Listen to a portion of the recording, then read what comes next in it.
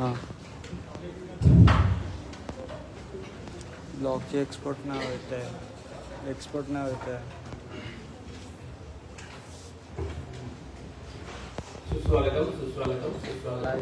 नमस्कार. मी गिरीश शिंदे, व्यासपीठावर उपस्थित ठाणे महानगरपालिका आणि चिंतामणराव देशमुख प्रशासकीय प्रशिक्षण संस्थेचे उपायुक्त सन्माननीय श्री सचिन सामे सर, चिंतामणराव देशमुख प्रशासकीय प्रशिक्षण संस्थेचे संचालक सन्माननीय श्री महादेव जगताप सर आणि आजच्या या विशेष अतिथी व्याख्यानाचे विशेष अतिथी म्हणून उपस्थित असलेले ठाणे जिल्हा परिषदेचे मुख्य कार्यकारी अधिकारी सन्माननीय श्री रोहन गुगे साहेब, तसेच आजच्या या कार्यक्रमाला विशेष एवढ्या मोठ्या संख्येने उपस्थित असलेले सर्व संस्थेचे आजी माजी विद्यार्थी, आपल्या सगळ्यांचे संस्थेमार्फत मी स्वागत करतो. दिनांक 6 जुलै 2025 रोजी संस्थेमार्फत विशेष अतिथी व्याख्यान आयोजित केलेलं आहे आणि सदर कार्यक्रमाला सन्माननीय श्री घुगे सर इथे उपस्थित झालेले आहेत. तर सर्वप्रथम आपण त्यांचं स्वागत करूया. मी सन्माननीय उपायुक्त साहेबांना विनंती करतो की त्यांनी सन्माननीय श्री घुगे सरांना शाल, पुष्पगुच्छ आणि पुस्तक भेट देऊन त्यांचं स्वागत करावं. सगळे जोरदार टाळ्या वाजवा.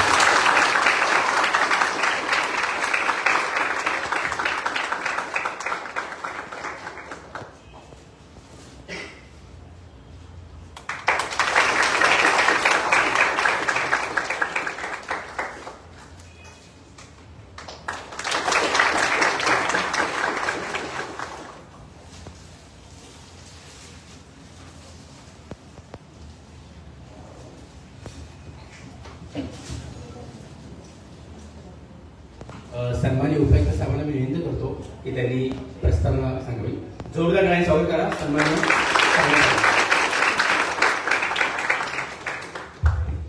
नमस्कार सर्वांचं या आजच्या व्याख्यानाच्या कार्यक्रमामध्ये स्वागत. आपल्या विनंतीला मान देऊन ठाणे जिल्हा परिषदेचे मुख्य कार्यकारी अधिकारी रोहन गुगे सर त्यांच्या अतिशय व्यस्त शेड्यूलमधून वेळ काढून मार्गदर्शन करण्यासाठी उपस्थित राहिले त्याबद्दल आम्ही त्यांचा आभार मानतो. सरांना एक जस्ट ब्रीफ इंट्रोडक्शन आपल्या संस्थेविषयी सांगू इच्छितो. आपली ही संस्था 1987ला सुरुवात झाली.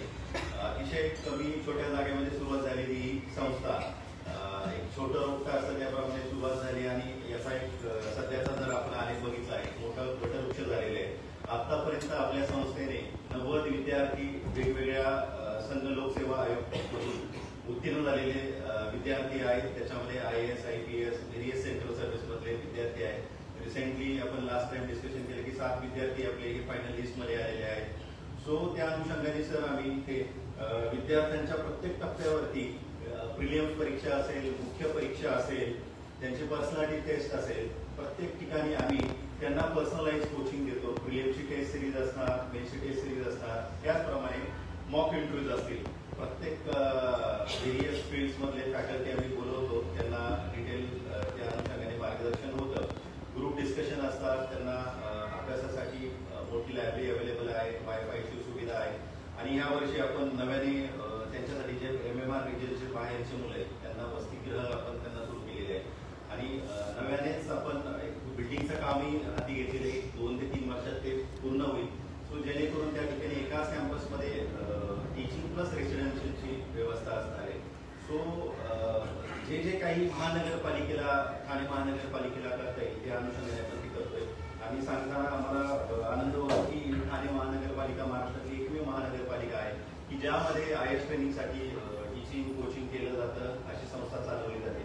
आणि आमचा या अनुषंगाने अजून असा प्रयत्न राहील की अजून काय काय आम्हाला करता येईल. अजून त्याच्यामध्ये मुलांकडनं फीडबॅक घेऊन जे किंवा बाहेरचे आपले फॅकल्टी येतात त्यांच्या काही सूचना असतील त्यांच्याकडनं आपण फीडबॅक घेऊन अजून त्या अनुषंगाने जास्तीत जास्त यश मिळवण्यासाठी काय करता येईल त्यासाठी आम्ही कटिबद्ध आहोत. आणि यावर्षी संस्थेचे संचालक जगताप साहेब आणि मी ॲज अ उपायुक्त म्हणून आमच्या आमच्या आयुक्त सरांना हे प्रॉमिस केले की यावर्षी 7 मुलं आहे की नेक्स्ट इयर सर नक्कीच टू व्हिजिटमध्ये आपल्या संस्थेचे मुलं फायनल लिस्टमध्ये असेल.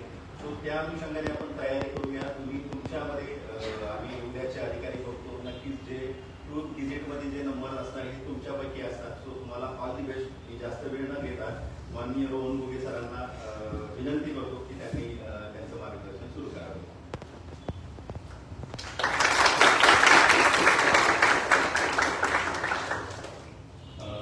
सरांची छोटीशी थोडक्यात तुम्हाला मी ओळख करून देतो. सन्माननीय रोहन घुगे सर सद्यस्थितीत ठाणे जिल्हा परिषदेचे मुख्य कार्यकारी अधिकारी म्हणून कार्यरत आहेत. यापूर्वी ते वर्धा जिल्हा परिषदेचे सीओ म्हणून त्यांनी काम केलेले आहे. शिक्षणाच्या बाबतीत म्हणायचं तर IIT मधून त्यांनी संगणक अभियंत्याची पदवी घेतलेली आहे. तसेच UPSCचा अभ्यास करताना 2018 मध्ये या स्पर्धा परीक्षेमध्ये त्यांनी यश संपादन करून ते IAS झालेले आहेत आणि महाराष्ट्र कॅडरमध्ये त्यांची नियुक्ती झालेली आहे. ते कर्तव्यदक्ष आणि कार्यक्षम अधिकारी आहेत. ते काय तुम्हाला सांगतो मी, कारण आत्ताच तुम्ही मागे आपण ऐकलं असेल की राज्य सरकार आणि भारतीय गुणवत्ता परिषद QCI यांच्या संयुक्त विद्यमाने राबवण्यात आलेल्या कार्यालय मूल्यमापन 100 दिवसाचा कृती कार्यक्रम आराखडा या कार्यक्रमाअंतर्गत ठाणे जिल्हा परिषदेचे मुख्य कार्यकारी अधिकारी सन्मान्य श्री रोहन घुगे साहेब यांनी राज्यात अव्वल स्थान पटकावलं आणि या स्पर्धेत भाग घेतला. त्यामुळे आपले ठाणे जिल्ह्यासाठी किंवा ठाणेकरांसाठी फार अभिमानाची गोष्ट आहे की संपूर्ण महाराष्ट्रामध्ये ही स्पर्धा होती. सर्व शासकीय कार्यालय या स्पर्धेमध्ये सहभागी झाले होते आणि त्यामध्ये अव्वल क्रमांक हा ठाणे जिल्हा परिषदेचा आलेला आहे. तर सरांनी जी लिडरशिप केली आहे त्या माध्यमातून सगळ्यांना एकत्र आणलं आणि काय केलं म्हणजे काय वेगळं करता येईल, काय युनिक करता येईल, त्या माध्यमातून त्यांनी ठाणे जिल्हा परिषदेच्या दैनंदिन कार्यालयीन कामकाजात आणि शिक्षण, आरोग्य, बांधकाम व कृषी विभागातील विविध विकास कामांची गुणवत्ता सुधारण्यासाठी AI व ChatGPT या आधुनिक तंत्रज्ञानाचा प्रत्यक्ष वापर सुरू केला. याशिवाय doorstep delivery, e office, skip application portal, Disha, EHR, MS प्रणाली, ब्लॉक फॅसिलिटेशन कमिटी, ई-काम वाटप, वर्क मॅनेजमेंट सिस्टीम, प्राथमिक आरोग्य केंद्रासाठी सौर ऊर्जा प्रकल्पांची उभारणी आदी नाविन्य उपक्रम त्यांनी सुरू केले. तसेच वर्क मॅनेजमेंट सिस्टीमच्या माध्यमातून त्यांनी विविध विकास कामे पूर्ण केलेली आहेत. त्यामुळे हा युनिक प्रोग्राम हा ठरला आणि म्हणूनच त्यांना हे पारितोषिक मिळालेलं आहे. तर मी आपल्या सगळ्यांचा जास्त वेळ घेत नाही. मला माहिती आहे की आपण सर्वजण सरांना ऐकण्यासाठी आलेले आहेत आणि सर तुम्हाला मार्गदर्शन करणार आहे. तर जोरदार टाळी स्वागत करूया सर्वांना. रोहन घुगे साहेब.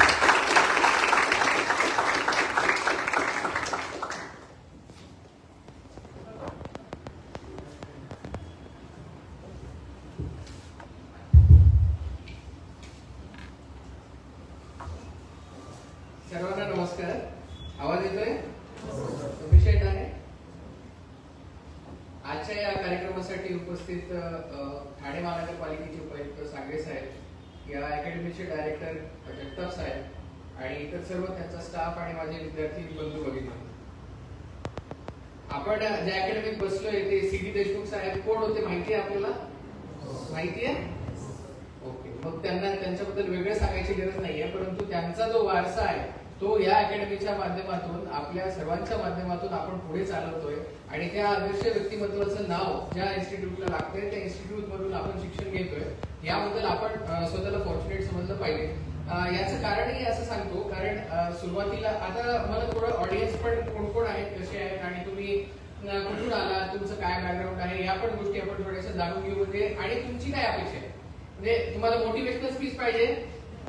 मोटिवेशन तर भरपूर तुम्हाला भेटून जातं, त्याच्याबद्दल काहीच वाद नाहीये, परंतु नेमकं काय केलं पाहिजे आणि काय नाही केलं पाहिजे.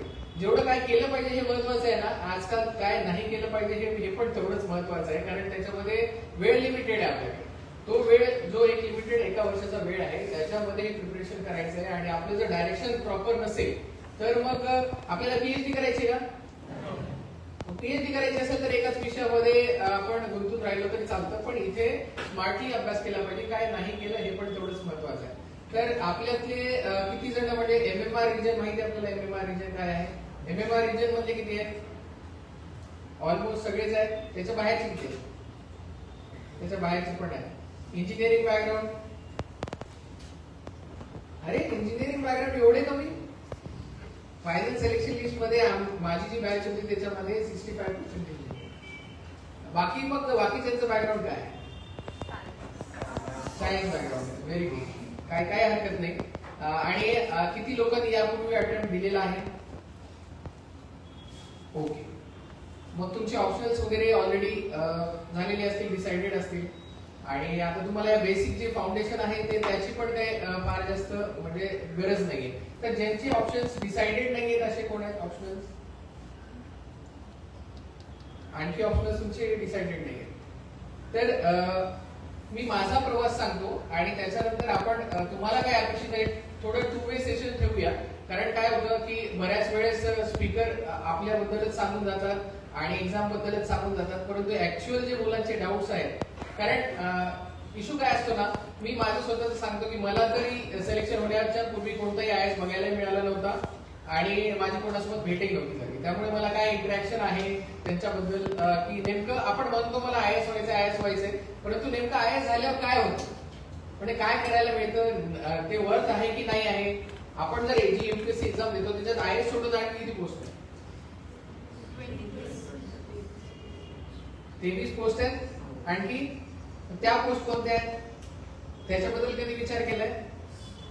टोटल सगळ्या पोस्ट पैकी आयएस सोडून बाकी पोस्ट वरती लँड अप होण्याचे चान्सेस किती आहेत? जर सिलेक्शन झालं तर सिलेक्शन होण्याचे चान्सेस तसे फार कमी आहेत, पण सिलेक्शन झालं तर आयएस या पोस्ट वरती लँड अप होण्याचे चान्सेस किती आहेत? ते सोडून लँड अप होण्याचे चान्सेस किती आहेत?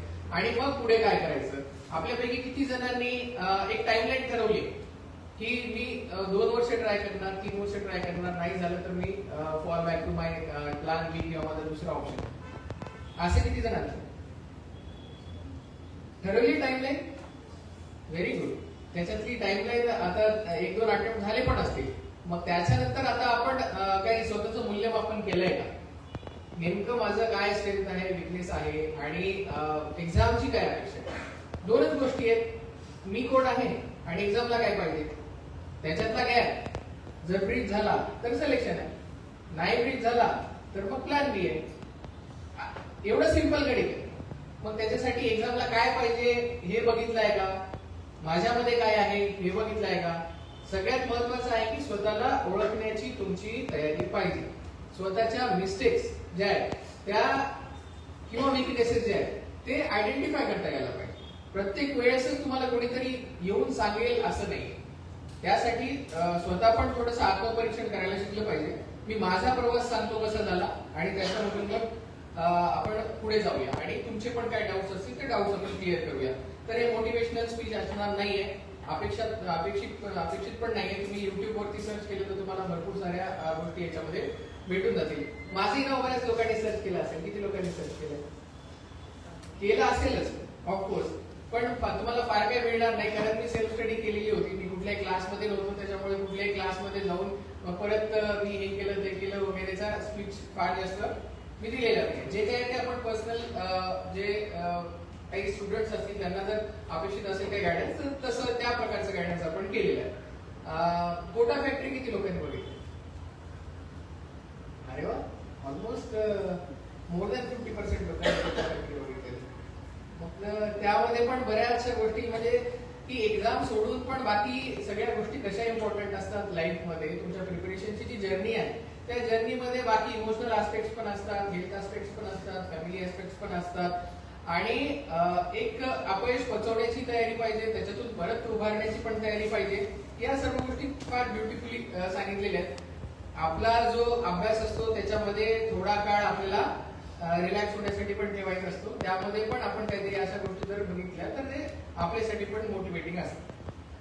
तर माझं जे शिक्षण होतं ते सुरुवातीला 4थी पर्यंत जे शिक्षण होतं ते माझं आधी नॉर्मल आपल्या जिल्हा परिषदेच्या शाळेमधून झालेलं.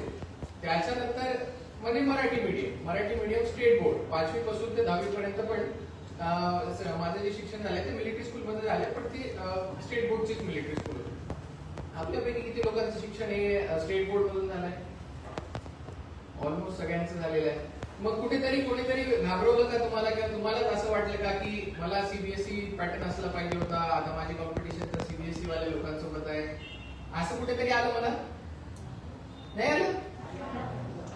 आणि आता परत जाऊन 5वीचं पुस्तक वाचायला कसं वाटतं? कसं वाटतं? चांगलं वाटतं का? पण वाचणं आवश्यक आहे, कारण ही एक्झाम आहे आणि आपण एक्झामला ओळखलं पाहिजे आणि एक्झामच्या सिलेबसला ओळखलं पाहिजे. याच्यामध्ये न्यूनगंड बाळगण्याचं किंवा कमीपणा वाटण्याचं काही नाहीये, कारण एक्झामचा सिलेबस आहे. तो सिलेबस आपण यापूर्वी वाचला नाहीये, मग तो 5वीचा असो किंवा 10वीचा असो किंवा ग्रॅज्युएशन, पोस्ट ग्रॅज्युएशन, पीएचडीचा असो, कसला जरी असला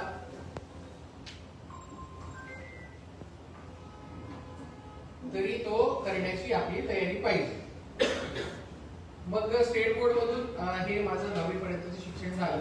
10वीला चांगले मार्क्स मिळाले आणि मग कुठल्याही कॉलेजला पाहिजे ती ब्रांच मिळण्याचं माझं 12वीच्या नंतर प्रयोजन मध्ये झालं होतं एक्झामच्या मार्क्समुळे. तर मग सांगताना निवेदकांनी सांगितलं IIT मधून झालंय, पण IIT मधून नाही, माझं COEP मधून झालंय. कॉलेज ऑफ इंजिनिअरिंग पुणे, आपल्यालाही कल्पना असेल पुण्यामध्ये कॉलेज आहे. तेव्हा मला IIT ची परीक्षाही माहिती नव्हती, फार जास्त एक्सपोजर पण नव्हतं, त्यामुळे IIT ची परीक्षा दिली सुद्धा नाही. तर मग सिलेक्शन होण्याचा प्रश्न येईल. तर मग स्टेट मधून तर सगळ्यात जास्त पैकीच मार्क्स होते, तर त्यामुळे जे पाहिजे ते कॉलेज, जे पाहिजे ती ब्रांच मिळण्याचा काहीच इश्यू नव्हता. तेही करत असताना मी थोडी 11वी 12वीची पण जर्नी सांगतो की कसं स्वतःला ओळखलं पाहिजे आणि कसं दुसऱ्यांकडून इन्फ्लुएन्स होऊन या सगळ्या गोष्टी त्याच्या मध्ये यायला नाही पाहिजे. तर मी जेव्हा 11वी 12वीचा अभ्यास करत होतो, मी अहमदपूरला होतो. तिथलं MGM एक कॉलेज आहे, आपल्यापैकी काही लोकांना कल्पना असेल. तर त्या कॉलेजमध्ये शिक्षण घेत असताना आता 5वी पासून बाहेरच होतो, कारण आधी मिलिटरी स्कूल होतं, त्याच्यानंतर 11वी 12वीचं शिक्षण होतं. मग अभ्यास करत असताना माझे जे ओनर होते, म्हणजे रेंटवरती जिथे राहत होतो ते जे ओनर होते, त्यांना कोणीतरी सांगितलं की बाबा हा काय फार अभ्यास करत नाही. आणि माझी जेव्हा आई एक्झामच्या 2 महिने अगोदर, तुमच्या सगळ्यांची पण आई तुमच्याकडे येऊन राहत असेल तर येऊन राहील, तेव्हा मग त्यांनी आईला सांगितलं की बाबा तुम्ही कशाला आलात, हा तर काय फार अभ्यास करत नाही, याला कोणी मार्क्स पडले तर घरचे तुम्हाला बोलतील की तुम्ही आलात तरी याला काही फरक पडला नाही म्हणून. पण असे बोलणारे बोलत राहतात. आपण आपला अभ्यास करायचा असतो आणि स्वतःला ओळखायचं असतं. मग जेव्हा एक्झामला माझ्यासोबत आली, एक्झामच्या हॉलमधून बाहेर आलो आणि मी आईला सांगितलं की आई मला पैकीच्या पैकी मार्क्स मिळतात. एक्झामच्या हॉलच्या बाहेर आल्याच्या नंतर आन्सर की बघण्याच्या आधीच, कारण तो क्वेश्चन पेपर होता तो मी 2 वेळा तिथल्या तिथे सोडून झाला होता. एकदा सोडवला, त्याच्यानंतर त्याच्यात काही चुका झाल्यात का ते एकदा पूर्ण चेक केलं आणि त्याच्यानंतर मी कॉन्फिडंट होतो की मला याच्यामध्ये कुठेही एक प्रश्न चुकला नाही. मग तेव्हा आईला वाटलं की असंच बोलत असेल. पण जेव्हा एक्झामचा रिझल्ट आला तेव्हा मी जेवढे मार्क सांगितले होते अगदी तंतोतंत तेवढेच मार्क्स मिळाले. आणि मग त्यांना लक्षात आलं की बाबा हा जो याचं जे प्रिपरेशन होतं किंवा हा जो प्रिपेअर करत होता तो त्याचं त्याला माहिती होतं आणि त्याच्यानुसार करत होता. तर त्याच्यामुळे तुम्हाला सांगायला भरपूर लोक येतील की तुम्ही करू शकता किंवा नाही करू शकत, पण तुम्ही जर स्वतःला ओळखत असाल, स्वतःच्या स्ट्रेंथ्स आणि विकनेसेस तुम्ही ओळखत असाल, तुम्हाला कुठला टॉपिक जमतोय, कुठला टॉपिक जमत नाही हे जर तुम्हाला माहिती असेल, तर मग हे डिसिजन घ्यायला किंवा एक्झाम द्यायला आणि त्याच्यानुसार तुम्हाला सक्सेस मिळायला काहीही अडचण येणार नाही. मग त्याच्यानंतर मी COEP ला कम्प्युटर सायन्सला ऍडमिशन घेतलं. मग 4 वर्ष चांगला कम्प्युटर सायन्स माझ्या आवडीचा पण विषय होता. व्यवस्थित त्याच्यामध्ये शिक्षण पण घेतलं. UPSC माझ्या ध्यानी स्वप्नी कुठेही नव्हतं.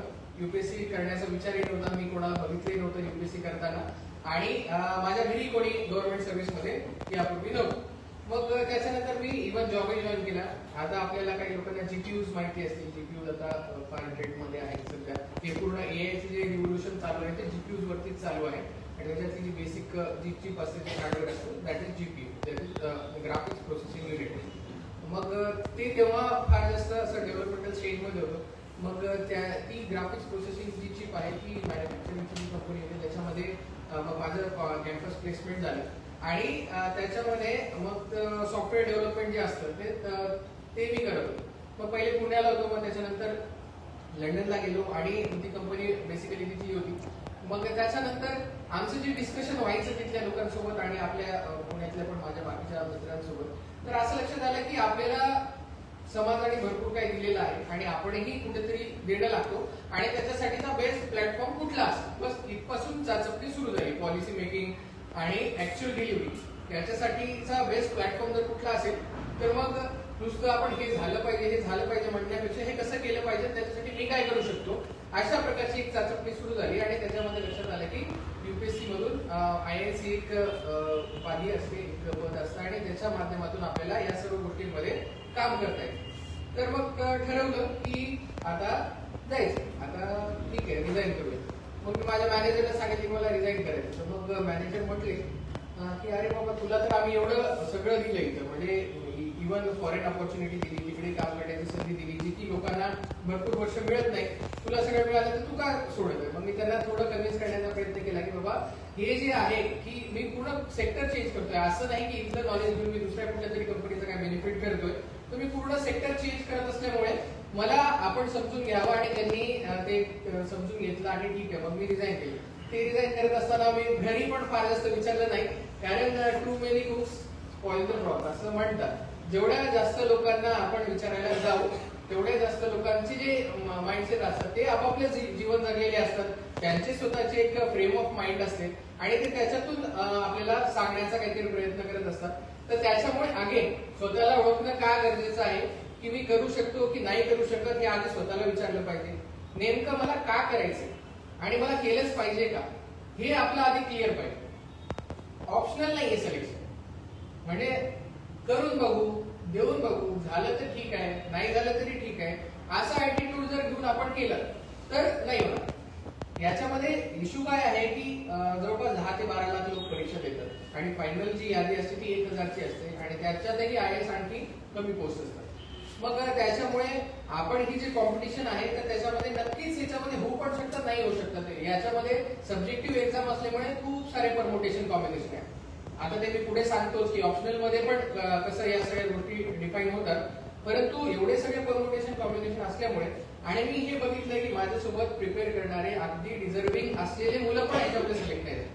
म्हणजे सिलेक्ट न होणं हे काही कम्प्लिटली तुमच्याच हातात आहे किंवा कम्प्लिटली तुमचं योग्यता किंवा योग्य नसणं हे त्याच्यातून डिपेंड होतं किंवा हे त्याच्यातून डिसाईड होतं, असं काहीही नाही. ही एक चाळणी आहे आणि प्रत्येक चाळणी ही फॉल्टी असते आणि प्रत्येक चाळणी स्पेसिफिक पर्पज साठी डिझाईन केलेली असते. आता आपण बघितलं असेल की इथिक्सचा पेपर आहे, इथिक्सच्या पेपरमध्ये खूप चांगले स्कोर करणारे देखील नेहमीच मॉरली करेक्ट डिसिजन्स घेतात, असं आहे का? मग हा फ्लॉ कशाचा आहे? पेपरचा आहे. म्हणजे तुम्ही त्याला रिंग करू शकता पेपरला. एखादं आयडियल काय असतं हे आपल्याला माहिती. आपल्या आई वडिलांनी किंवा शिक्षकांनी आपल्याला एखादा प्रश्न विचारला तर त्याचं आयडियल उत्तर काय हे मी इथिक्स आणि मॉरल्सच्या बाबतीत विचारतो. हे आपल्याला माहित असतं की काय केलं पाहिजे, पण आपण नेमकं नक्की तेच करतो का आयुष्यामध्ये? करतो का नेहमीच? आणि मॉरल्स पण स्थळ काळापर्यंत आपले चेंज होतात. इंडियामध्ये कचरा टाकायला लोकांना काही वाटत नाही, पण फॉरेन मध्ये कचरा टाकायला थोडे लोक घाबरतात किंवा थोडासा संकोच करतात. तर कचरा टाकणं हे वाईट आहे माहिती आहे, परंतु सगळेजण ते फॉलो करतात का?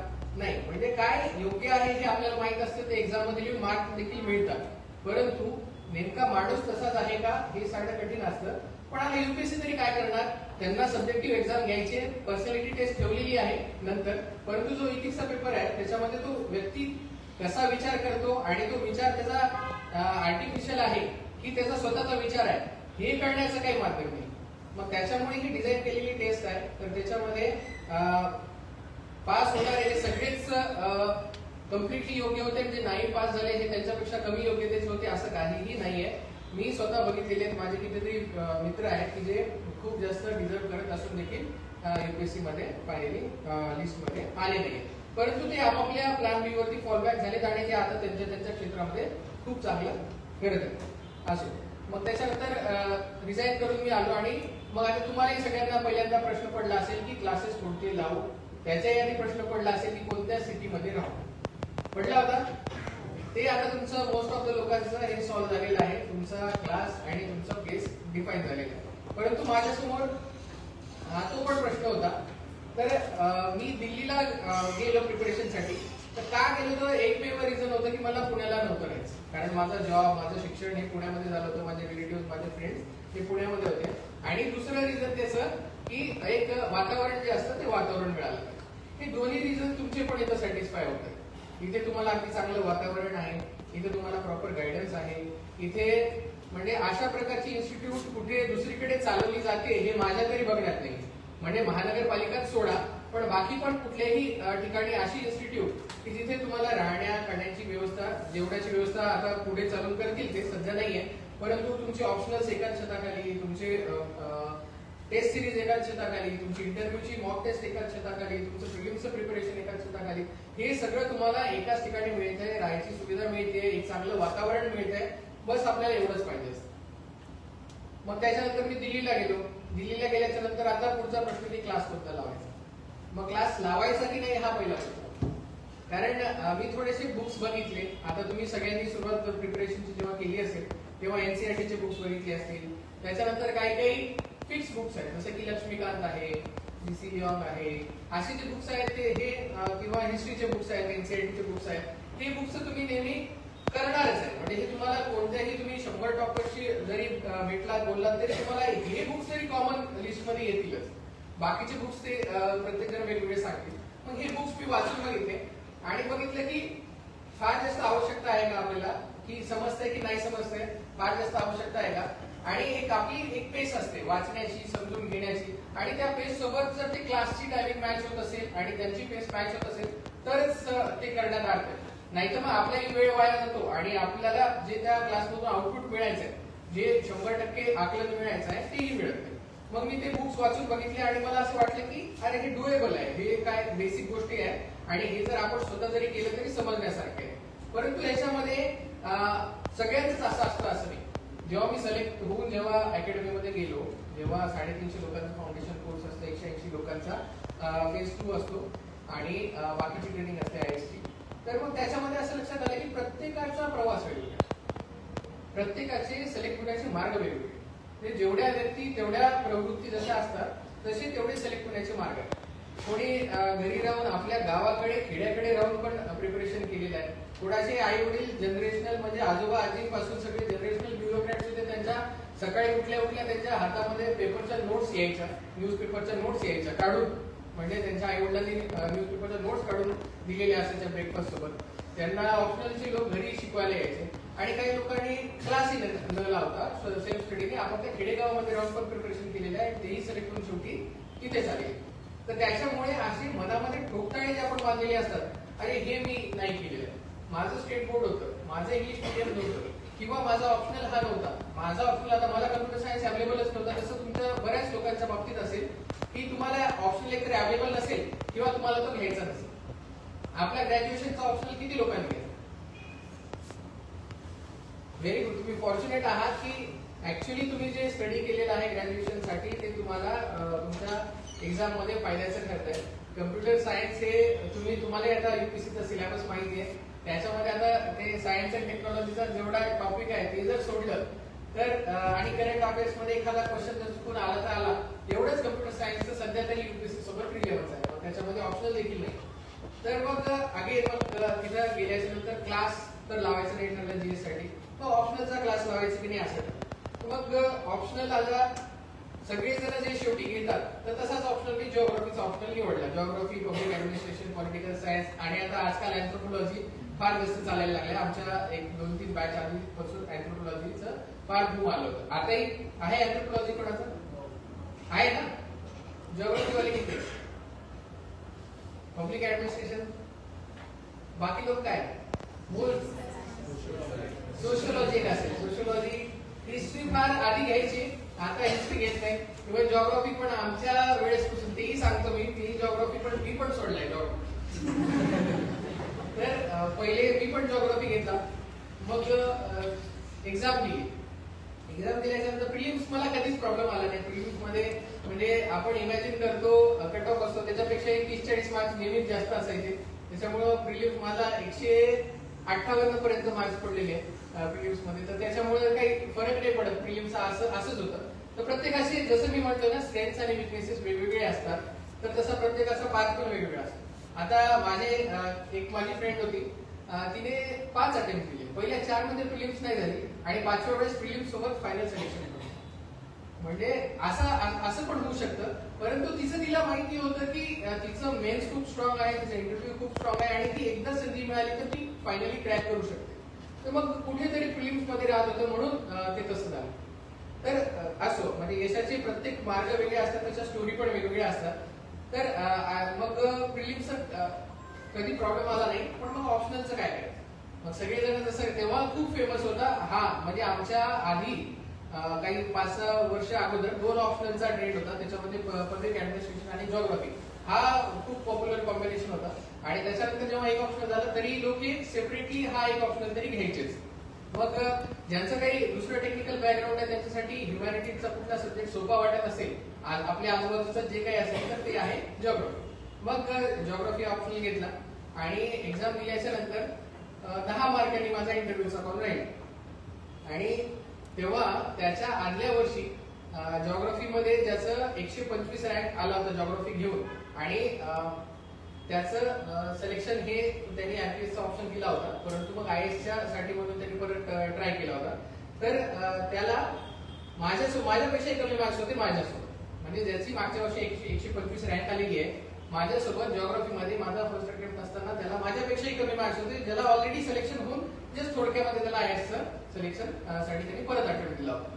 मग एवढा डायसिनेस मी म्हणतो ना की तुमची योग्यता ही नेहमीच एक्झामनी ठरवली जाईल असं नाही. तुम्ही योग्यही असाल, सगळं व्यवस्थितही असेल, परंतु बऱ्याच वेळेस काही ऑप्शनल जे असतात ते कमी जास्त स्कोरिंग पण असतात. त्याच्यामुळे आपण ऑप्शनल निवड करत असताना या सर्व बाबींचा विचार केला पाहिजे, 4-5 बाबींचा विचार केला पाहिजे.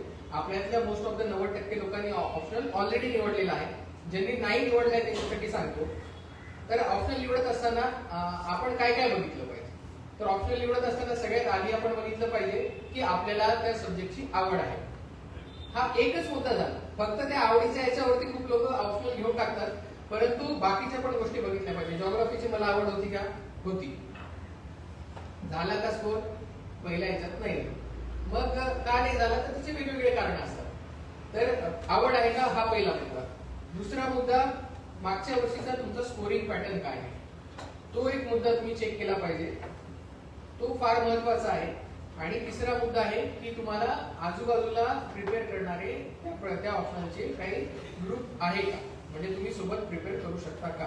आणि चौथा मुद्दा, मग त्याच्यामध्ये स्टडी मटेरियल आहे का, टेस्ट सिरीज अवेलेबल आहे का, प्रॉपर इव्हॅल्युएशन होतं का, कोणी सांगणारा आहे का, हे 4-5 मुद्दे, हे सगळे मुद्दे बघून तुम्ही ऑप्शनल निवडला पाहिजे. तर ज्यांनी ऑप्शनल नाही निवडलाय या 4-5 मुद्द्यांनी वेट करा. बाकी जुने क्वेश्चन पेपर्स बघा, तुम्हाला किती समजतंय, इंटरेस्ट आहे का, सगळं मटेरियल अवेलेबल आहे का, या सगळ्या गोष्टी बघा. तर पहिला मी अटेम्प्ट दिला, मग त्याच्यामध्ये मला 10 मार्कांनी इंटरव्ह्यूचा कॉल उठला. पण त्यासोबतच मी CAPF ची एक एक्झाम दिली होती. आहे कल्पना आपल्याला? सेंट्रल आर्म पोलीस फोर्सची एक एक्झाम असते. मग ती 25 वर्षाच्या अगोदर तुम्हाला देता येते. आणि ती मी एक्झाम दिली आणि त्याच्यामध्ये माझं फायनल सिलेक्शन पण झालं. मी ती एक्झाम का दिली होती, मला खरंच सेंट्रल आर्म पोलीस फोर्सला जायचं होतं का, तर असं नव्हतं मला की नक्कीच सेंट्रल आर्म पोलीस फोर्सला जायचं होतं, परंतु त्याचा इंटरव्ह्यू आणि UPSCचा जो इंटरव्ह्यू आहे ते दोन्हीचा पॅनल सेम असतो. म्हणजे तुम्हाला एक इंटरव्ह्यूचा जो अनुभव असतो तो त्याच्याने मिळू शकतो. आपल्यापैकी कोणी भरलाय का CAPF चा? भरलाय? किती लोकांनी भरलाय? एक्झाम झाली? Very good, very good. तर मग ज्यांनी नाही दिला असेल तर तुम्ही पण देऊ शकता. सिलेबस सेमच असल्यामुळे तुम्हाला वेगळ्याने प्रिपरेशन करण्याची गरज नाही. मी कुठला एकही पेज मी वेगळं त्या एक्झामसाठी वाचलं होतं असं नाही, परंतु माझं सिलेक्शन झालं आणि एक आपल्याला कॉन्फिडन्स पण येतो की बाबा क्लास नाही केला तरी काही फरक नाही पडत आणि आपलं हे सिलेक्शन झालंय. मेन पण इंटरव्ह्यूचा कॉल 10 मार्कांनी उठलाय. मग दुसऱ्या वेळेस आता सेकंड जेव्हा अटेम्प्टची वेळ आली तेव्हा एक सगळ्यात मोठा प्रश्न असतो की मी सगळं तर बरोबर केलंय, GS मध्ये खूप चांगले मार्क्स मिळाले, प्रिलिम्स मध्ये काही प्रॉब्लेम नाही, मग काय झालं तर ऑप्शनल मुळे प्रॉब्लेम. आता प्रत्येकाचा प्रॉब्लेम वेगवेगळा असू शकतो, हा आपण स्वतः अॅनालाइज करायचा. कोणाला GS 1 मध्ये असेल, 2 मध्ये असेल, 3 मध्ये असेल, कोणाला एथिक्स मध्ये प्रॉब्लेम असेल, असे असू शकतं, कोणाला SA मध्ये प्रॉब्लेम असू शकतो, असे असू शकतं, किंवा मग कोणाचा ऑप्शनलचा प्रॉब्लेम असू शकतो. माझ्या केसमध्ये मला ऑप्शनलचा प्रॉब्लेमही नव्हता, परंतु फायनल स्कोरिंग जो पॅटर्न होता त्याच्यामध्ये जिओग्राफीचा हायेस्टच फार कमी होता. म्हणजे जिओग्राफीचा आणि अँथ्रोपॉलॉजीच्या हायेस्ट मार्क्स मध्ये जवळपास एक 80 मार्काचा गॅप होता. आणि तुम्ही जर बघितलं तर 50 मार्क मध्येच लिस्ट प्रॉपर संपून जाऊ शकतो. मग त्याच्यामुळे हा जो गॅप आहे तो भरून काढण्यासाठी मग मी डिसाईड केले की मी ऑप्शनल चेंज करेल आणि दुसरा ऑप्शनल घेईल. मग आता दुसरा ऑप्शनल कोणता घ्यायचा, तर माझ्याकडे 2 ऑप्शन होते की मला फॉरेस्ट सर्व्हिसची पण एक्झाम द्यायची. आपल्यापैकी देते कोणी फॉरेस्ट सर्व्हिसची एक्झाम? फॉरेस्ट सर्व्हिसची आपण एक्झाम देत आहे. तर सिव्हिल युपीएससी बऱ्याच प्रकारच्या एक्झाम घेते. सीएपीएफ ही युपीएससीनेच घेतलेली एक्झाम आहे, फॉरेस्ट सर्व्हिस ही युपीएससीनेच घेतलेली एक्झाम आहे आणि सिव्हिल सर्व्हिस ही पण युपीएससी एक्झाम घेते. बाकी टेक्निकल सर्व्हिसेस, इकॉनॉमिक सर्व्हिसेस अशा बऱ्याच सर्व्हिसेसची एक्झाम युपीएससी घेते. तर याही सर्व्हिसेसच्या एक्झाम आपण एकदा चेक करून घ्याव्या. याच्यामध्ये जो फॉरेस्ट सर्व्हिस आणि सिव्हिल सर्व्हिस याच्यामध्ये प्रिलिम्सचा बराच मोठा फरक. जर आपण फॉरेस्ट सर्व्हिसची जर एक्झाम बघितली तर फॉरेस्टचे पोस्ट फार कमी असतात आणि ऑलमोस्ट सगळे जे युपीएससीची सिव्हिल देतात त्याच्यातले बरेच लोक फॉरेस्टची पण एक्झाम देण्याचा प्रयत्न करतात. कारण आपल्याला काय एक टिक एक्स्ट्रा करायचं. आपण फॉर्म भरत असताना की मला फॉरेस्टसाठी पण अप्लाय करायचं, एवढा एक टिकच एक्स्ट्रा करायचं, बाकी कोणता एफर्ट वेगळ्यांनी लागत नाही प्रिलिम्ससाठी. मग प्रिलिम्सचा जो कट ऑफ असतो तो एक 25 ते 30 मार्क्स किंवा 20 ते 30 मार्क्स हा सिव्हिल पेक्षा जास्त लागतो फॉरेस्टचा. जर तुमची प्रिलिम्सची तयारी चांगली असेल आणि तुमचं बॅकग्राऊंड टेक्निकल असेल तर मग तुम्ही ही एक्झाम देऊ शकता. डॉक्टर्स किंवा नॉन टेक बॅकग्राऊंड वाल्यांना ही फॉरेस्टची एक्झाम नाही देत आहे. तर मग मला दोन्ही एक्झाम द्यायच्या होत्या. तर फॉरेस्ट सर्व्हिस मध्ये 2 ऑप्शनल असतात वेगळे आणि सिव्हिल सर्व्हिसचा एक ऑप्शन, असे 3 ऑप्शनल मला करणं आवश्यक. मग 3 ऑप्शनल करणं थोडं अवघड होतं म्हणून मी जिओग्राफी घेता येत नव्हतं कारण तो नॉन टेक्निकल सब्जेक्ट आहे म्हणून मी चेंज केला जिओलॉजीवर. मग जिओलॉजी, फॉरेस्ट्री हे 2 ऑप्शन मी फॉरेस्टसाठी ठेवले आणि जिओलॉजी हा ऑप्शन मी सिव्हिलसाठी ठेवले. आता जिओलॉजी हा ऑप्शनल घेत असताना जिओलॉजीचा क्लास अवेलेबल आहे का? तर नाही. जिओलॉजीचे नोट्स अवेलेबल आहेत का? तर नाही. आपल्यासोबत जिओलॉजी घेणारे किती लोक आहेत? तर फार थोडे. जिओलॉजीची टेस्ट सिरीज आहे का? नाही. याच्या पूर्वी सिलेक्शनचा काही फार इतिहास आहे का? नाही. हे असं असताना देखील मला बाकी सगळ्या सब्जेक्टचा कॉन्फिडन्स होता आणि टेक्निकल माझ्या अॅनालिटिकल स्किल्स बद्दल कॉन्फिडन्स होता की हा टेक्निकल सब्जेक्ट आहे. जिओग्राफीचा एक 20 ते 25% सिलेबस माझा ऑलरेडी कव्हर झालेला आहे आणि बाकीचा सिलेबस कव्हर करत असताना त्याच्यामध्ये तुम्हाला थर्मोडायनामिक्स असेल आणि त्याच्यानंतर केमिस्ट्री असेल, या सर्व गोष्टींचं नॉलेज पण थोडंसं आवश्यक असतं जिओग्राफी सोबत जिओलॉजी. तर मग ते पण थोडंसं मला वाटत होतं की कॉन्फिडन्स की हे मी सगळं करू शकतो. तर मी चेंज केला जिओलॉजीसाठी. तर माझ्यासोबत माझ्या आणखी 2-3 मित्रांनी पण चेंज केलं आणि IIT रुड़की मधले काही माझे मित्र होते तिथेच झालेले. त्यांचं 5 वर्षाचं ग्रॅज्युएशन म्हणजे ड्युअल डिग्री असते तिकडे, ते याच्यामध्ये झाले, जिओलॉजीमध्ये झालेले असे आणखी 3 लोक. असा आमचा 5-6 लोकांचा ग्रुप होता. तर आम्ही परत अगेन की बुक्स कोणते वाचायची इथपासून प्रॉब्लेम होता. म्हणजे इव्हन स्टँडर्ड बुक लिस्ट सुद्धा अवेलेबल होती. सिलेबस बघा, बुक लिस्ट बघा, त्याच्यानंतर त्याच्यातले जुने क्वेश्चन बघा आणि ते क्वेश्चन करून मग प्रिपरेशन करा. अशा प्रकारचं आमचं प्रिपरेशन आम्ही केलं. ग्रुप डिस्कशन केले, त्याचाही मला भरपूर फायदा झाला. जरी तुम्ही क्लास करत नसाल तरी तुमचं ग्रुप चांगला असणं फार आवश्यक आहे आणि त्या ग्रुपमध्ये डिस्कशन करणं फार आवश्यक आहे आणि ते कुठपर्यंत तरी मॉक इंटरव्ह्यूज पर्यंत याचा खूप जास्त फायदा होतो. म्हणजे आता मी CAPFचे जे इंटरव्ह्यू झाला होता त्याच्यामध्ये पण आम्हाला अमाऊंट हायेस्टच मार्क्स मिळाले होते.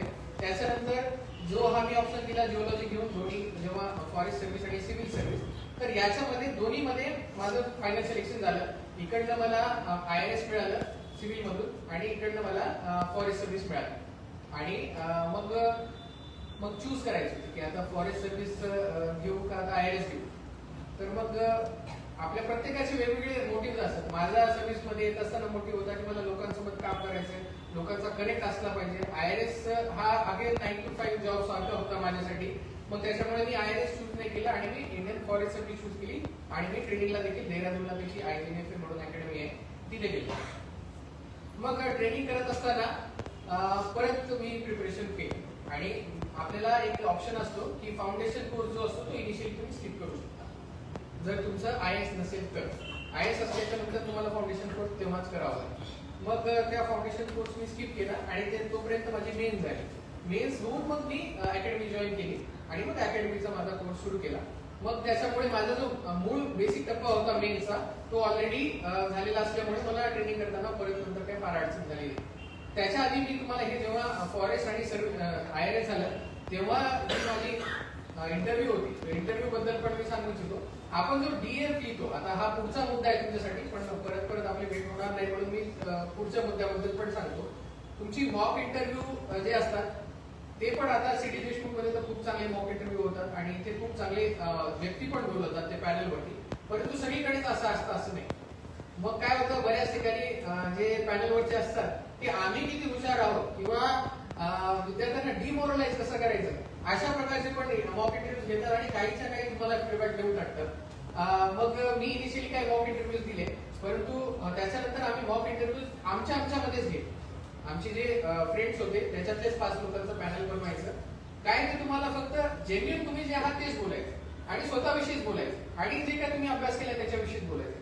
फक्त तुमची बोलण्याची प्रॅक्टिस करून घ्यायची आहे आणि एकदम तुम्हाला त्या सिच्युएशनची थोडंसं मिळतं घ्यायचं आहे. याच्यासाठी म्हणून तिथे गेल्यानंतर एकदमच तुम्हाला काही असं ऑकवर्ड वाटलं नाही पाहिजे. याच्यासाठी म्हणून तुम्हाला हे मॉक टेस्ट द्यायचे असतात. आमचा भर हा आमच्या स्वतःच्या मॉक टेस्ट वरती होता आणि काही निवडक जसे की आता सिटी देशमुखचा असेल अशा प्रकारे काही निवडक आम्ही 3-4 मॉक दिले होते. आणि अगेन फॉरेस्ट सर्व्हिस साठी जो डीएफ आपण लिहितो डिटेल ऍप्लिकेशन फॉर्म तो माझा कम्प्लिटली वेगळा होता. सिव्हिल सर्व्हिस साठी कम्प्लिटली वेगळा होता आणि सीएपीएफ मी आधीचा इंटरव्ह्यू दिला होता त्याच्यासाठी कम्प्लिटली वेगळा होता. तर आपल्या पर्सनॅलिटी मध्ये जे आस्पेक्ट सर्व्हिसशी रिलेटेड आहे त्या आस्पेक्ट्स वरती आपण भर देऊन त्याप्रमाणे तुला डीएफ जर लिहिला तर त्याचा नक्कीच फायदा होतो. मला अगेन फॉरेस्ट सर्व्हिस मध्ये आणि इव्हन सिव्हिल सर्व्हिस मध्ये दोन्ही इंटरव्ह्यूज मध्ये मला म्हणजे जेव्हा आयएस मध्ये झालो तेव्हाही अबाव हायस्ट मार्क होते. फक्त आयएस मध्ये झालो तेव्हा मला अराउंड थोडे अबाव ऍव्हरेज मार्क होते. मग त्याच्यामुळे तेव्हा त्या वर्षी माझा आयएस मध्ये झालो सेकंड मध्ये. मग मी जेव्हा अकॅडमी मध्ये गेलो त्याच्यानंतर प्रिपरेशन करायला परत सुरुवात केली आणि तुम्ही जेव्हा सिलेक्ट व्हाल तेव्हा तुमच्याही लक्षात येईल की अकॅडमीचे दिवस हे खूप चांगले दिवस असतात. खूप मजा येते तिथे आणि आता जे आपलं प्रेशर आहे ते तसं प्रेशर काहीही नसतं. असलेले आजूबाजूचे लोक पण खूप चांगले असतात आणि खूप साऱ्या गोष्टींचं नव्याने एक्सपोजर मिळतं तुम्हाला. म्हणजे जे तुम्ही आजपर्यंत केलेलं नसेल मग ते ऍडव्हेंचर स्पोर्ट्स पासून असेल, एक्स्ट्रा करिक्युलर ऍक्टिव्हिटीज पासून असेल, इव्हन लवासनामध्ये हॉर्स रायडिंगचा क्लब पण आहे. म्हणजे तिथे अराउंड 50 हॉर्सेस मेंटेन केले जातात. तिथे हिटेड स्विमिंग पूल पण आहे. म्हणजे इतके मसुरीच्या एवढ्या थंडीमध्ये तुम्हाला हिटेड स्विमिंग पूल मध्ये स्विमिंग पण करता येते आणि तिथे परत ट्रेकिंग असेल, बाकी सगळे ऋषिकेश रिव्हर मध्ये रिव्हर राफ्टिंग असेल, त्याच्यानंतर बंजी जम्पिंग असेल, अशा सगळ्या गोष्टी तुम्हाला तिथे एक्सपोजर दिलं जातं. खूप चांगल्या ठिकाणी वेगवेगळ्या इन्स्टिट्यूट्सला आपण भेट देतो आणि या सगळ्या गोष्टींचा अनुभव घ्यायला मिळतो. ते खूप चांगले दिवस असतात. तर असं माझं फॉरेस्ट सर्व्हिसचं ट्रेनिंग चालू होतं. फॉरेस्ट सर्व्हिसचं ट्रेनिंग देखील 16 महिन्यांचं असतं आणि त्याच्यामध्ये 6 महिने तर तुम्ही टूरवर असता. म्हणजे तुमचा वेस्ट इंडिया टूर असतो, ईस्ट इंडिया टूर असतो, north India tour, south India tour, 7 सिस्टर्सचा टूर, असे वेगवेगळे सगळे टूर असतात आणि ते तिथे जाऊन बेस्ट ऑफ द प्लेसेस तुम्हाला बघायला मिळतात आणि तिथे एक्सपोजर मिळतं की पूर्ण भारतामध्ये विविधता कशी आहे. एक तर हे सगळे ऑल इंडिया सर्व्हिस आहे त्याच्यामुळे तुम्हाला कोणतेही कॅडर मिळू शकतं आणि त्याच्यानंतर तुम्हाला कुठल्याही बेस्ट प्रॅक्टिसेस कुठेही तुम्ही अप्लाय करू शकता. थोड्याफार प्रमाणामध्ये इकॉलॉजिकल किंवा बाकीचे सेटिंग बघून ते तुम्हाला चेंज करावं लागतं. मग याच्यासाठी म्हणून तुम्हाला या सगळ्या रुटीनचं एक्सपोजर देण्यासाठी ही ट्रेनिंग असते. तर तशी माझी फॉरेस्ट सर्व्हिसची ट्रेनिंग चालू होती. मग मी अगेन मला इंटरव्ह्यूचा कॉल आला सिव्हिल सर्व्हिससाठी. मी ट्रेनिंग चालू असताना आणि आमची वेस्ट इंडिया टूर चालू होती. मी रन ऑफ कच्छ मध्ये होतो आणि तिथून 2 दिवसाची लीव्ह घेऊन मी इंटरव्ह्यूसाठी दिल्लीला. म्हणजे त्याच्या आधी मला मॉकचा चान्स भेटला का, मॉक इंटरव्ह्यू द्यायचा तो चान्स नाही मिळाला. मग आम्ही जे फ्रेंडचे मॉक देत होतो तो पण चान्स नाही मिळाला. मग इथे आल्याच्या नंतर मी 2 दिवस अगोदर मी जर मॉक देत बसलो असतो तर मग अगेन काहीतरी वेगळाच फीडबॅक घेऊन बसलो असतो. पण मी ऑलरेडी 3 इंटरव्ह्यू दिले होते आणि आय वॉज कॉन्फिडंट की व्हॉट इज रिक्वायर्ड हे मला माहिती होतं आणि डू आय हॅव ते पण मला माहिती. तर मग अगेन मी डायरेक्टली इंटरव्ह्यूला गेलो. म्हणजे युपीएससीच्या इंटरव्ह्यूला without any mock interview directly इंटरव्ह्यूला गेलो आणि त्यांनी मला पहिला प्रश्न विचारायला सुरुवात केली. त्यांनी अज्युम केलं की मी आता 2 सर्व्हिस होत्या ना मागच्या वर्षी, ते आपल्याला लिहावं लागतं डीएफ मध्ये, कुठली सर्व्हिस जॉईन केली हे नाही लिहावं लागत. मग ते मी लिहिलं होतं की आयआरएस आणि आयआरएस. आता कोणालाही वाटेल की आयआरएस जॉईन केला असेल. मग पॅनलने विचारायला सुरुवात केली आयआरएस बद्दल की काय कसं आहे वगैरे जॉब वगैरे. तर मग मी सांगितलं की सर मला परवानगी दिली तर मी एक फॅक्ट म्हणून करू इच्छितो की मी आयआरएस नाही जॉईन केलं, मी आयएफएस जॉईन केलं. मग त्यांना एकदमच शॉक बसला, तू आयआरएस कसं काय जॉईन केलं. मग मी माझे कारण सांगितले आणि मग त्याच्यानंतर इंटरव्ह्यू एक वेगळ्याच पद्धतीने झाला. म्हणजे आता मी ऑलरेडी आयआरएस मध्ये सिलेक्टेड होतो. मग काय आयएएस किंवा आयपीएस या 2च गोष्टींसाठी मी माझे प्रेफरन्स पण 2च केले होते. मग ते तुम्हाला त्या अँगलने जज करायला सुरुवात करतात की हा व्यक्ती ह्या 2 सर्व्हिसेस साठी फिट आहे की नाही आणि मग ते त्यानुसार तुम्हाला मार्क. मग अगेन मला मग जेव्हा आयएएस मध्ये सिलेक्शन झालं तेव्हा पण अमाऊंट हायेस्ट मार्क्स मिळाले इंटरव्ह्यू मध्ये. म्हणजे मी 4 इंटरव्ह्यू दिले त्याच्यापैकी 3 इंटरव्ह्यू मध्ये अमाऊंट हायेस्ट मार्क्स मिळाले आणि एका इंटरव्ह्यू मध्ये अबोव ऍव्हरेज मार्क्स मिळाले. तर सांगायचं तात्पर्य एवढंच की त्याच्यामध्ये काय आहे, डीएफ मध्ये तुमचे स्ट्रेंथ आणि विकनेसेस हे तुम्ही लिहायचे असतात आणि त्यानुसार तुम्हाला तिथे ते प्रेझेंट करायचे असतात. तर हे पूर्ण करत असताना मी अगेन टेस्ट सिरीज पण मी फार जास्त लावल्या नव्हत्या, कारण पॉसिबल पण नव्हतं टेस्ट सिरीज लावणं, कारण मी वेगवेगळ्या ठिकाणी कॉम्पिटिशन केलं. तर टेस्ट सिरीज न लावता देखील अगेन आपलं लावायचं 7 मिनिटांमध्ये मला क्वेश्चन सॉल्व्ह करायचं, 5 मिनिटांमध्ये त्या मार्क्स नुसार आपण डिफाईन करून घेतलेलं असतं. सगळ्यात महत्वाचं असतं की तुमचा पेपर कम्प्लीट होणे, त्याला दुसरं ऑप्शन नाही. तुमचा पेपरच कम्प्लीट झाला नाही, तुमचे चान्सेस तिथंच फार कमी होतात. तुमचा पेपर 100% कम्प्लीट झालाच पाहिजे, याला ऑप्शन ठेवायचंच नाही. मग ते 100% करायचं असेल तर तुम्हाला खूप जास्त येत असलेल्या क्वेश्चनलाही तेवढ्याच टाइम मध्ये लिहायचं. मग असं नाही की मला हे फार जास्त येतं, 5 मार्काचा क्वेश्चन असला तरी मी 4 पानं लिहिन. आमच्या वेळेस काय झालं होतं की जेव्हा क्वेश्चन पेपर आला त्या क्वेश्चन पेपर खाली उत्तर लिहायची पण जागा होती आणि त्याला तेवढीच जागा दिली.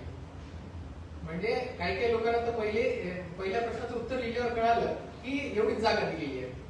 मग असं होतं, युपीएससी तुम्हाला कधीही स्टम्प करू शकते, असा कुठलाही फिक्स पॅटर्न नसतो.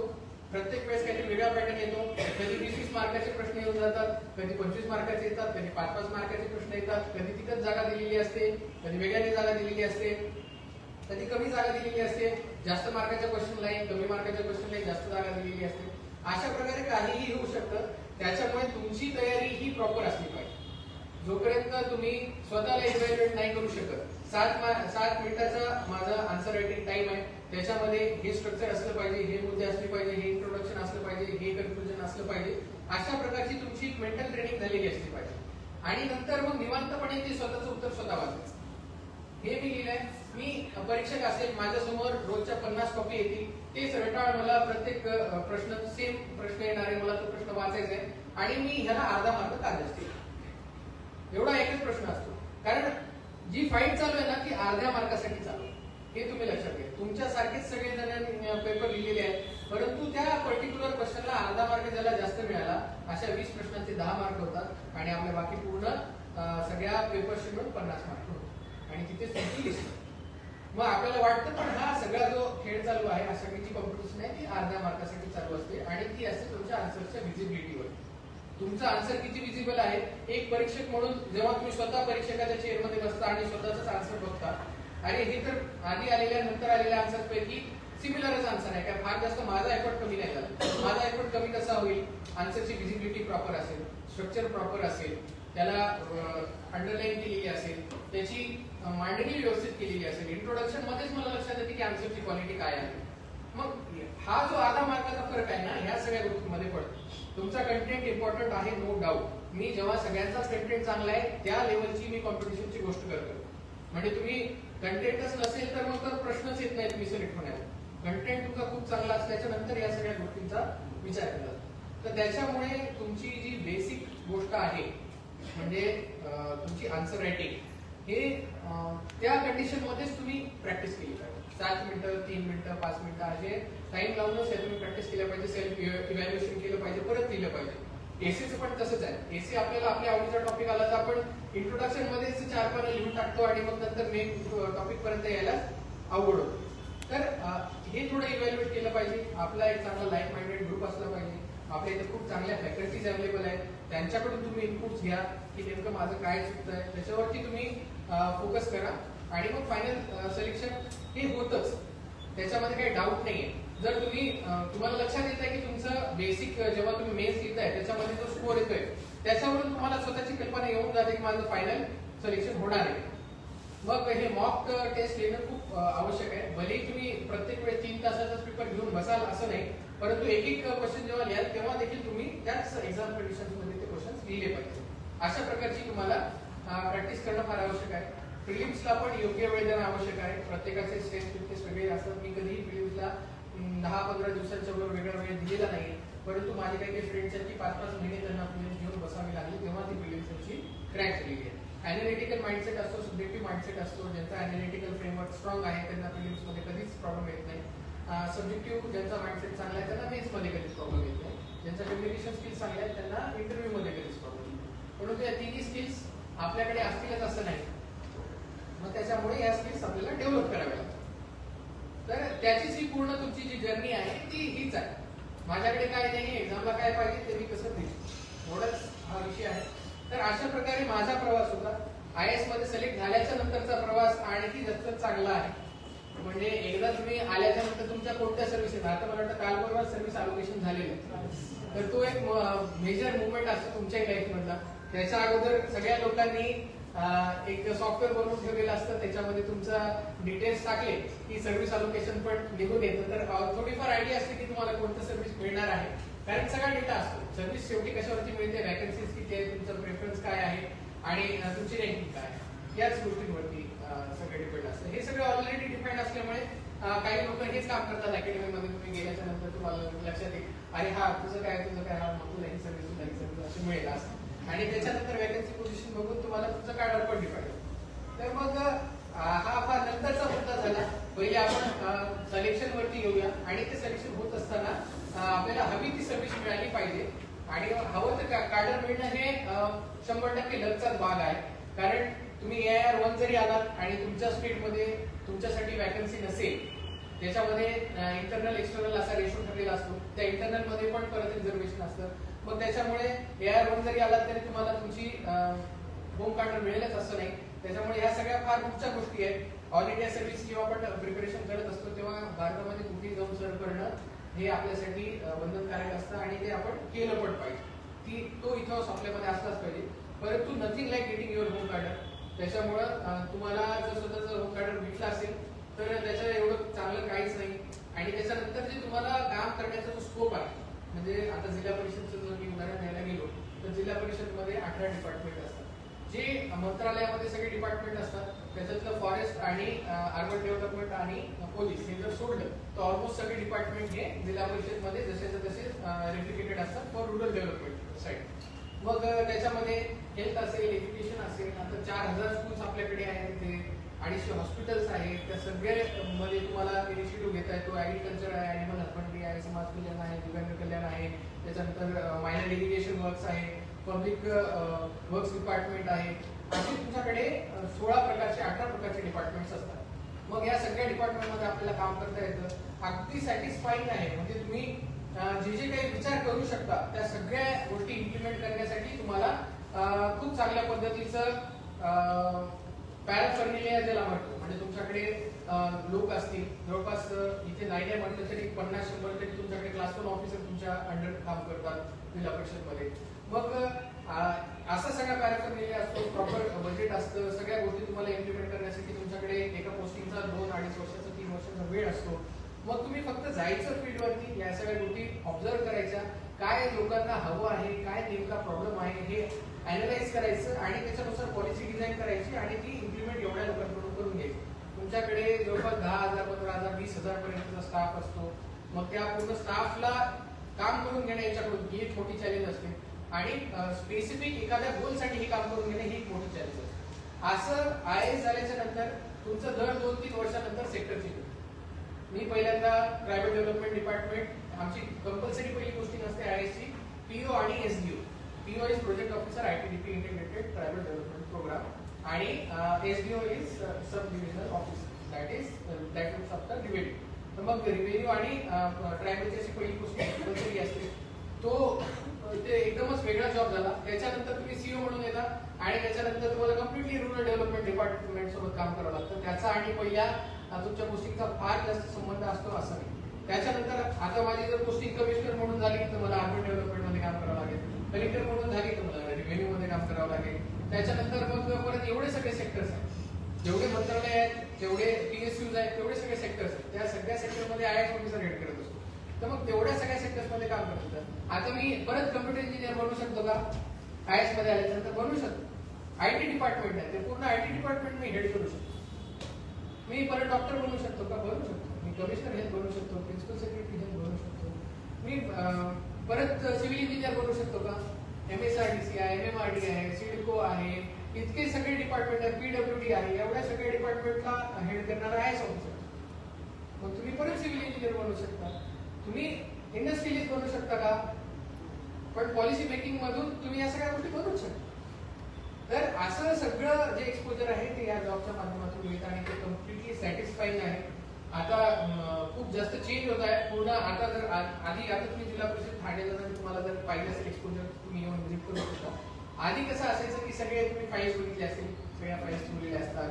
त्याच्यावरती ते लाल रंगाचे कपडे, पिवळ्या रंगाचे कपडे बांधलेले असतात, ग्रुप वगैरे असते. आता तशी परिस्थिती आहे का? नाही. आता सगळं ई ऑफिस कन्वर्ट केलं. म्हणजे नाहीये जर तुम्ही म्हणत असाल तर तुम्ही फार रिसेंटली कुठल्या तरी ऑफिसमध्ये गेलात, कारण हे आम्ही मागच्या 4-5 महिन्यामध्ये केलं. मागच्या 4-5 महिन्यामध्ये हे सगळ्या फाईल्स आपण ई फाईल्स मध्ये कन्वर्ट केलेले आहेत. आवड आपल्याला त्याचाच मिळाला. म्हणजे असे सगळे जे इनिशिएटिव्ह आहेत हे सगळे इनिशिएटिव्ह आपण घेतलेले आहेत. आता मी कम्प्युटर इंजिनियर असल्यामुळे या सगळ्या गोष्टी करणं माझ्यासाठी सॅटिस्फाईंग आणि सोपं पडतं. आणि हे करत असताना मग अत्याधुनिक जी टेक्नॉलॉजी आहे त्याचा वापर कसा करताय. आता आम्ही एज्युकेशन मध्ये एआयचा वापर करतोय, हेल्थ मध्ये एआयचा वापर करतोय, कन्स्ट्रक्शन मध्ये एआयचा वापर करतोय.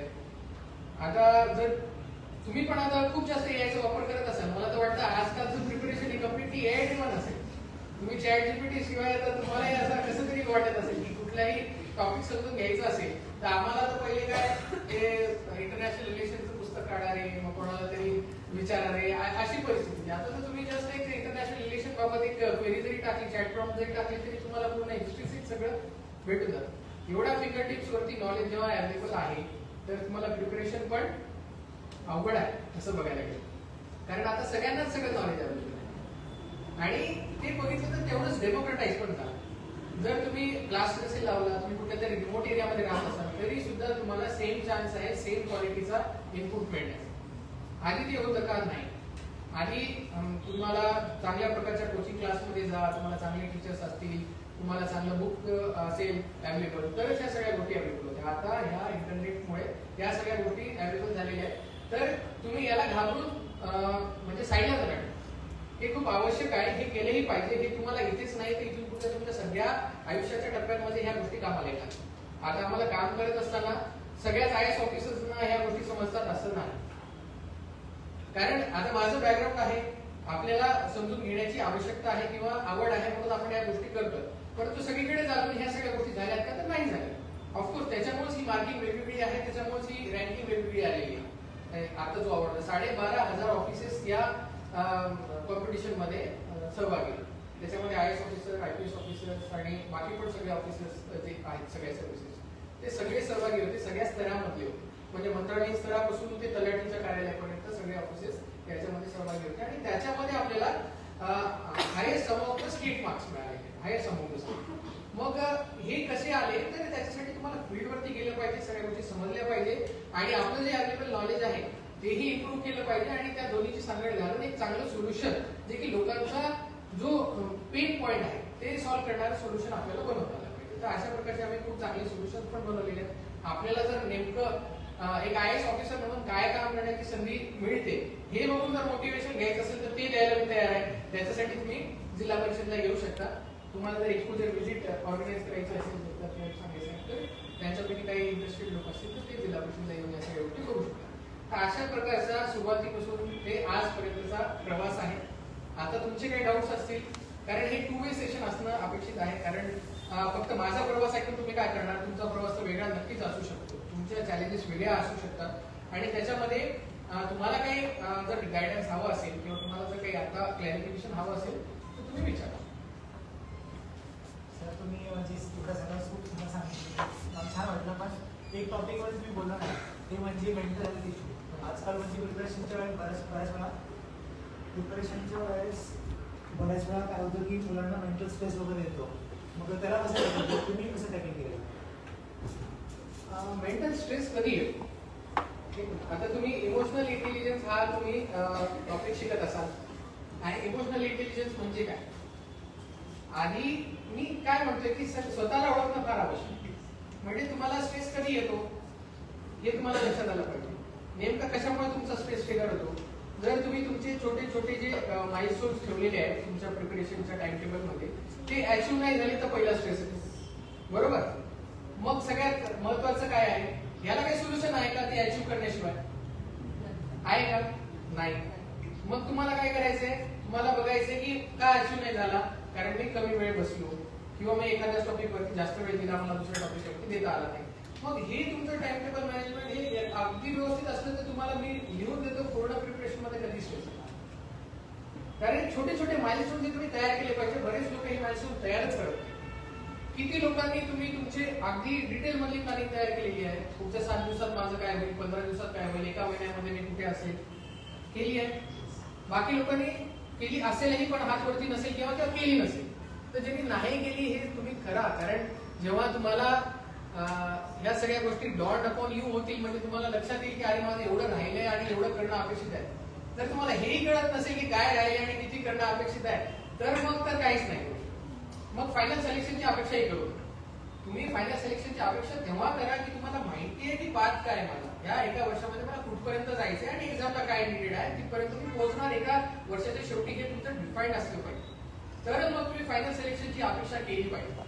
आणि हे जे छोटे छोटे तुमचे पडाव आहेत तुमच्या प्रिपरेशनच्या फेज मध्ये ते तुम्ही अचीव्ह करत गेलात. स्वतःला तुम्ही इव्हन रिवॉर्ड पण करा. तुम्हाला जी गोष्ट आवडते ती तुम्ही अचीव्ह केल्याच्या नंतर ती गोष्ट करा. म्हणजे तुम्हाला जर मूवी आवडत असेल तर एखादी तुमचं जर आठवड्याभराचा किंवा 3-4 दिवसांचा तुमचा जो टार्गेट आहे ते कम्प्लीट झाल्याच्या नंतर मूवी बघू शकता. तुम्हाला बाहेर जायला आवडत असेल, काही बाहेर जाऊन एखादी गोष्ट खायची, कोणाला मित्राला फोन करून बोलायचं, घरी जायचं, या सगळ्या गोष्टींसाठी पण वेळ आपण ठेवला पाहिजे. आणि तो वेळ कसा ठेवला पाहिजे तर ऍज अ रिवॉर्ड ठेवला पाहिजे. तर म्हणजे काय तुमचा टाइम टेबल पण कम्प्लीट होईल आणि तुम्हाला पाहिजे ती गोष्टही करता येईल. दोन्हीनी तुमचा स्ट्रेस कमी होईल. तुम्ही आवडती गोष्टही करत आहात, तुमचे काही छंद असतील, कारण तुमची पर्सनॅलिटी पण डेव्हलप झाली पाहिजे. तुम्ही नुसतं एक अभ्यास जर केला तर शेवटी डीएफ मध्ये काय लिहावं हा 50% पेक्षा जास्त लोकांचा प्रश्न असतो. म्हणजे 1:3 रेशोनी इंटरव्ह्यूचा कॉल येतो. 1000 पोस्ट असतील तर 3000 लोक येतात. त्याच्यातल्या 1,500 ते 2,000 लोकांना एक्स्ट्रा करिक्युलर ऍक्टिव्हिटी काय टाकू डिटेल ऍप्लिकेशन फॉर्म मध्ये ह्याचाच प्रॉब्लेम असतो. हे जर तुम्ही आयुष्यभर काही केलंच नाही बाकी अभ्यास सोडून तर मग हे प्रॉब्लेम शेवटी येतो. मग त्याच्यामुळे त्याही गोष्टी केल्या पाहिजे आणि स्वतःलाच ओळखलं पाहिजे. बाकी काही आवश्यकता नाही. आणि तुम्हाला पाहिजे असतील ते इनपुट्स तुम्ही वेळेवरती घेऊन ते कम्प्लीट केले तर तुम्हाला स्ट्रेस येणार आहे. सेकंड क्वेश्चन असं आहे की आणि बाकी मग तुम्ही एक्सरसाइज आणि मेंटल हेल्थ साठी तुम्ही प्राणायाम आणि योगा जर तुम्हाला करायचा असेल तर एक्सरसाइजचा जो फॉर्म तुम्हाला आवडत असेल तो फॉर्म तुम्ही करू शकता. मग त्याच्यामध्ये तुम्हाला योगा आवडत असेल, तुम्हाला स्ट्रेचिंग आवडत असेल, कॅलिस्थेनिक्स आवडत असेल, पिलाटेस आवडत असतील, तुम्हाला एखादा स्पोर्ट्स खेळणं आवडत असेल, तुम्ही काही करू शकता. That should be regular. म्हणजे हे रोजचं असलं पाहिजे, कारण तुम्ही निरोगी राहणे तेवढंच महत्वाचं आहे. आणि या सगळ्या गोष्टी तुम्हाला निरोगी ठेवण्यासाठी पण खूप मदत करतील. तुम्ही प्राणायाम किंवा ब्रीथिंग एक्सरसाइजेसचा इम्पॉर्टन्स तुम्हाला कधी लक्षात येईल माहित नाही, पण ते तुमच्या स्ट्रेस रिलीफ साठी आणि तुमच्या ओव्हरऑल मेंटल वेलबिंग साठी खूप आवश्यक आहे. आणि इट शुड बी म्हणजे जसं जेवण ऑप्शनल नाहीये ना तसं ते पण ऑप्शनल नसलं पाहिजे. वेळ मिळाली तर केला असं नाही. तुमचा टाइम टेबल मध्ये ते असलंच पाहिजे, ते केलंच पाहिजे. भली 15 मिनिटं त्यापेक्षा जास्त नका करू पण ते करा. सेकंड क्वेश्चन असं आहे की सर पुस्तकात वाचलेलं ऍडमिनिस्ट्रेशन आणि रिअल रीडिंग मध्ये जे ऍडमिनिस्ट्रेशन आहे हे वेगळं आहे की सेमच आहे?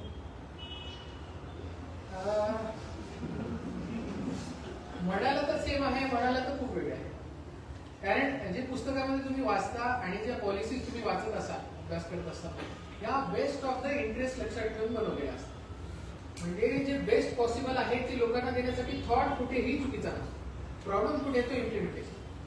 मग त्याच्यामुळे तुम्ही वाचलं ते बरोबर आहे का तर बरोबर आहे, परंतु ऍक्च्युअली ग्राउंडवरती ते मिळतं का तर परिस्थिती वेगवेगळी असते.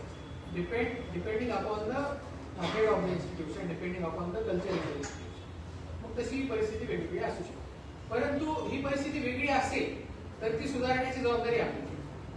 मग त्याच्यामुळे तो आनंद वेगळा आहे. म्हणजे ही पॉलिसी होती, ही इम्प्लिमेंट होत नव्हती, ती मी अगदी व्यवस्थित इम्प्लिमेंट केली. आता नॅशनल एज्युकेशन पॉलिसी आहे, त्याच्यामध्ये फाउंडेशनल लिटरसी आणि न्यूमरसी ही 2027 पर्यंत अचीव्ह करायची आहे. परंतु तुम्ही असंचा रिपोर्ट जर काढून बघितला तर अजूनही 8वीच्या विद्यार्थ्यांना दुसरीचं वाचता येत नाही असे 50% विद्यार्थी आढळून येतात. मग तुमची FLN 2027 पर्यंत अचीव्ह होईल का? म्हणजे ती पॉलिसी चुकीची आहे का? नाही झालं पाहिजे का 2027 पर्यंत अचीव्ह? झालं पाहिजे. परंतु होत नाहीये तर काय केलं पाहिजे? तर मग त्याच्यासाठी आम्ही आमचा एक दिशा उपक्रम सुरू केला, ज्याच्यामध्ये आम्ही AI चा यूज करून विद्यार्थ्यांचे असेसमेंट करतो. आधी टीचरकडून असेसमेंट करत होतो, तर त्याच्यामध्ये काय होत होतं, टीचर दाखवायची म्हणून असेसमेंट दाखवून द्यायची काय पण त्याच्यामध्ये सब्जेक्टिव्हिटी होती. तर ती सब्जेक्टिव्हिटी काढून टाकण्यासाठी आम्ही पहिल्यांदा सुपरवायझरी टीम ठेवली. म्हणजे प्रत्येक जी सुपरवायझरी टीमचे लोक आहेत ते प्रत्येक शाळा वर्षातून 10 वेळेस तरी व्हिजिट होणार ही अशी ठेवली होती. परंतु त्याच्यातही मग इश्यू होत होते, कारण ते किती डिलिजंटली करतात त्याच्यात प्रॉब्लेम असतो. मग आम्ही AI चा यूज केला आणि त्याला कम्प्लिटली ऑब्जेक्टिव्ह करू. म्हणजे आम्ही पहिलीचा विद्यार्थी असेल, मला ABCD येणं आवश्यक असेल तर माझ्यासमोर डायरेक्ट ABCD येते किंवा मी 7वी 8वीचा असेल तर त्या स्टँडर्डचा पॅराग्राफ येतो, मी वाचल्याच्या नंतर मग मी कोणते वर्ड बरोबर वाचले, कोणते वर्ड चुकीचे वाचले, माझी रिडिंग स्पीड काय होती, माझी अॅक्युरेसी काय होती, हे सगळं डायरेक्ट अॅनालिसिस मला एका सेकंदात उपलब्ध होतं. त्याचा प्रॉपर ग्राफ बनतो, त्याची प्रॉपर बेसलाईन बनते. त्याच्यानंतर पुढच्या महिन्यामध्ये परत शीट एक जेव्हा आम्ही घेऊ तर किती त्याच्यामध्ये फरक पडलेला आहे आणि तो फरक पडण्यासाठी प्रत्येकाचा पर्सनलाइज लर्निंग इम्प्रुव्हमेंट प्लॅन आपण तयार करतो. म्हणजे तुला अभ्यास करत असताना XYZ येत नसेल, तिला अभ्यास करत असताना MNO येत नसेल, तर तुला मी MNO शिकून फायदा आहे का, तुला XYZ शिकवायला पाहिजे, तुला MNO शिकवायला पाहिजे ना. परंतु आता वर्गामध्ये 90 लोक आहे, 100 लोक आहे, तर टीचर कसा प्रत्येकाला वेगवेगळी शिकवतो.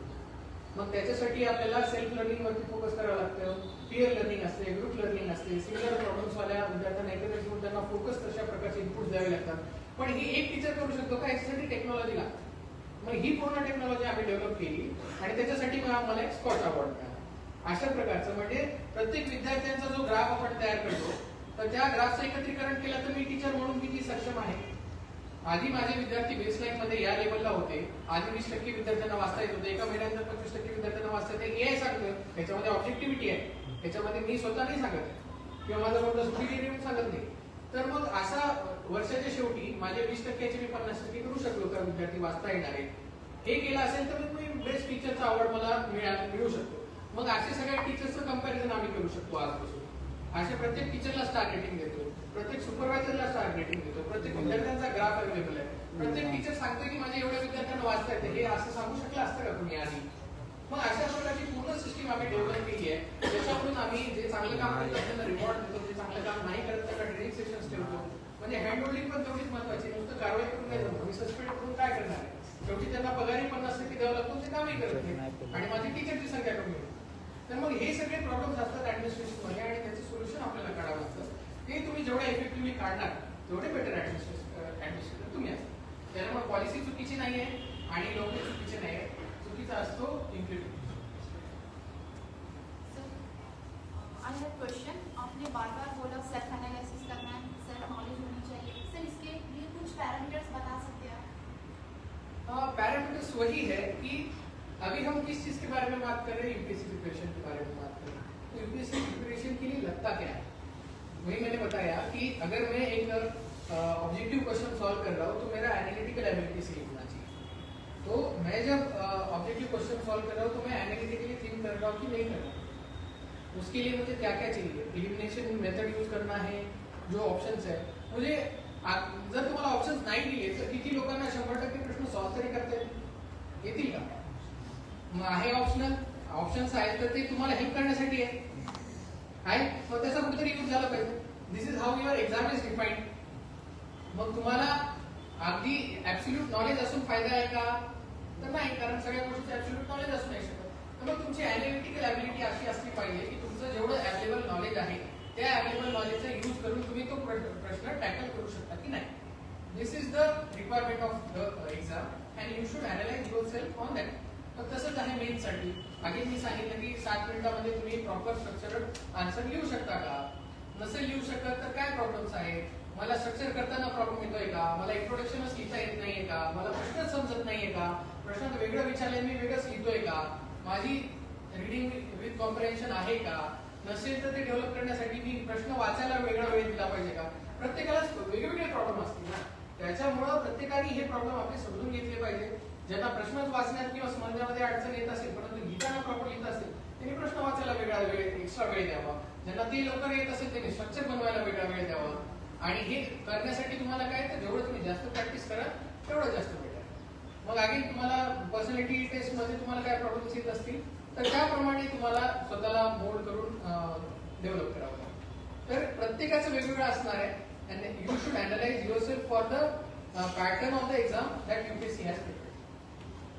म्हणजे एक्झाम पॅटर्न नुसार तुमच्या स्ट्रेंथ्स आणि वीकनेसेस आहेत का, एवढं जरी केलं तर that is a good self analysis. Sir स्टार्टिंगलाच आपण उल्लेख केला की सध्याचा अशी स्पर्धा आहे ज्यामध्ये काय करायला पाहिजे आणि काय नाही करायला पाहिजे आणि आपण बरंच त्याच्यामधून आपण काय करायला पाहिजे आपण सांगितलं, इव्हन आपला अनुभव पण सांगितला. पण काय नाही करायला पाहिजे यावर पण जर आपण फोकस देताना जर मी उदाहरण दिलं की आता सध्या आपण जिल्हा परिषदेची जी पॉलिसी आपण आणतोय आणि महाराष्ट्र शासन आणि भारतीय गुणवत्ता परिषद या दोघांच्या एकत्रित कार्यक्रमामध्ये 100 दिवसांचा उपक्रम आहे, त्या अंतर्गत जो मूल्यमापन झालं आणि ठाणे जिल्हा परिषदने 100 पैकी 92 क्रमांक आणून प्रथम क्रमांक पटकावला. याशिवाय शाळेमध्ये पण जे उपक्रम चालवले जातात, जे पाठ्यपुस्तकं देणं झालं किंवा गणवेश देणं झाला आणि इत्यादी बऱ्याच गोष्टी, जेणेकरून शाळेतली पटसंख्या कमी होणे आणि मुलांनी इथे ऍडमिशन घ्यावं ह्या मागचा हेतू. मग ह्या सगळ्या गोष्टींमध्ये ऑब्स्टॅकल्स आणि डिस्ट्रॅक्शन आलेच असतील, तर एकाने यामध्ये उच्चांक गाठणं हा या जिल्हा परिषदेला एकाने तर नसेल, तुमच्या नेतृत्वात झालेलं आहे. त्यामुळे त्यांची सुरुवात या ऑब्स्टॅकलला फेस करणं, या डिस्ट्रॅक्शन्सला फेस करणं हे नक्कीच तुम्ही तुमच्या तयारीच्या दरम्यानच डेव्हलप केलेली असेल आणि म्हणून आज उच्चांक तिथे तुम्ही पॉलिसीमध्ये काढू शकता. तर हे स्पर्धा परीक्षकांमध्ये तुम्हाला कुठले ऑब्स्ट्रॅक्शन्स, डिस्ट्रॅक्शन्स किंवा आता तंत्रज्ञानाचा कितीपर्यंत उपयोग मुलांनी करायला हवा, की पुस्तकांचं मटेरियल आणि ऑनलाईन मटेरियल यामध्ये समतोल कसं साधण्यात यावं. तुम्ही 2 प्रश्न विचारले. पहिला आहे की या सगळ्या गोष्टी ड्युरिंग प्रिपरेशन आपल्याला तयार कराव्या लागतात. ड्युरिंग प्रिपरेशनच नाही तर त्याच्या फार पूर्वीपासून, म्हणजे जेव्हापासून तुमचं म्हणजे कळतं वय, जाणतं वय त्याला म्हणतो, तेव्हापासून या सगळ्या गोष्टी प्रिपेअर व्हायला सुरुवात होतात. तर त्याच्यामध्ये कसं आहे की again self analysis is really important. हे मी याच्यासाठी म्हणतोय की आता मी आज, जसं मी आधी पण सांगितलं की 2 ते 3 वर्षामध्ये तुमचा पूर्ण जॉबच चेंज होतो. म्हणजे आज मला रुरल डेव्हलपमेंट डिपार्टमेंटमध्ये वेगळे ऍक्ट्स लागू पडतात, उद्या मला अर्बन डेव्हलपमेंट डिपार्टमेंटमध्ये वेगळे ऍक्ट्स लागू पडतात, त्याचे गव्हर्नमेंट रेझोल्युशन्स वेगळे, अधिसूचना वेगळ्या, परिपत्रक वेगळे, नियम वेगळे, सगळंच वेगळं. पण मी असं म्हणू शकतो का की मी आता 2 वर्ष अभ्यास करतो आणि मग डिलिव्हर करतो, तेवढ्यात माझी पोस्टिंग संपून जाईल. बरोबर. मला ठाण्यामध्ये किती दिवस झाले, मला जस्ट जेमतेम 1 वर्ष झाले ठाण्यामध्ये आता. पण मग आम्ही जिल्हा समजून घेतो, मी जाऊन परिस्थिती बघतो, त्याच्यानंतर मी या सेक्टरचा अभ्यास करतो, रुरल डेव्हलपमेंट कशी वर्क करते ते अभ्यास करतो. हे जर मी याच्यामध्येच मी पूर्ण वेळ घालवला तर मी डिलिव्हर करू शकतो. प्रत्येक एरियाचे प्रॉब्लेम वेगवेगळे आहेत, ते तुम्ही तात्काळ गेलं पाहिजे, तुमचं ऑब्झर्वेशन स्किल तेवढं डेव्हलप केलेलं असलं पाहिजे. हे कधी होतं की तुम्ही अनालिसिस तुमचं फास्ट पाहिजे. आणि जेव्हा तुम्ही रेडीमेड गोष्टींवरती फार जास्त डिपेंडेंट राहता, आता तुम्ही प्रिपरेशन फेजमध्ये पण मला कोणीतरी येऊन सांगितलं पाहिजे, मला रेडीमेड नोट्स मिळाल्या पाहिजे, मला कोणीतरी गाईड केलं पाहिजे, मला कोणीतरी सांगितलं पाहिजे आन्सर कसं लिहू, तेव्हाच मी करेल. असं जर केलं तर तुम्ही, मग मी परत कलेक्टर बनेल तेव्हा मी म्हणणार की मला कोणीतरी येऊन सांगितलं पाहिजे, मला कोणीतरी नोट्स दिल्या पाहिजे, मला कोणीतरी समजावून सांगितलं पाहिजे. हे पॉसिबल आहे का काम करत असताना? नाहीये. तुम्ही गेल्याच्या नंतर मला भले पहिलाच दिवस झालेला असेल, माझ्यासाठी ते कम्प्लिटली वेगळं सेक्टर असेल. आता मी काही डॉक्टर नाही, पण मला हेल्थ कमिशनर जर बनवलं तर मला पहिल्या दिवशीपासून तिथे डिलिव्हर करायचं. मी म्हणूच नाही शकत की मी ही फाईल आज नाही साईन करणार कारण याच्यामध्ये 50 कोटीचा विषय आहे, मी चुकीची साईन केली तर काहीतरी प्रॉब्लेम होतो. मला तो विषय तेव्हाच समजून घ्यायचा आहे. मला विदाऊट जर हेल्प नाही मिळाली तरी तो समजून घ्यायचा आहे, मला तो डिसिजन घ्यायचा आहे, त्याची जबाबदारी पण घ्यायची. तर अशी हे कधी होऊ शकतं जर तुम्ही अनालिसिस तुमचं चांगलं असेल, be it self analysis, be it the analysis of the problem. मग हे तुम्ही अनालिटिकल माइंडसेट जोपर्यंत डेव्हलप करणार नाही आणि त्याच्यासाठी एक्सटर्नल हेल्प वरती जोपर्यंत तुम्ही डिपेंडेंट राहाल तोपर्यंत मग हे प्रॉब्लेम्स आपल्याला येतच नाही.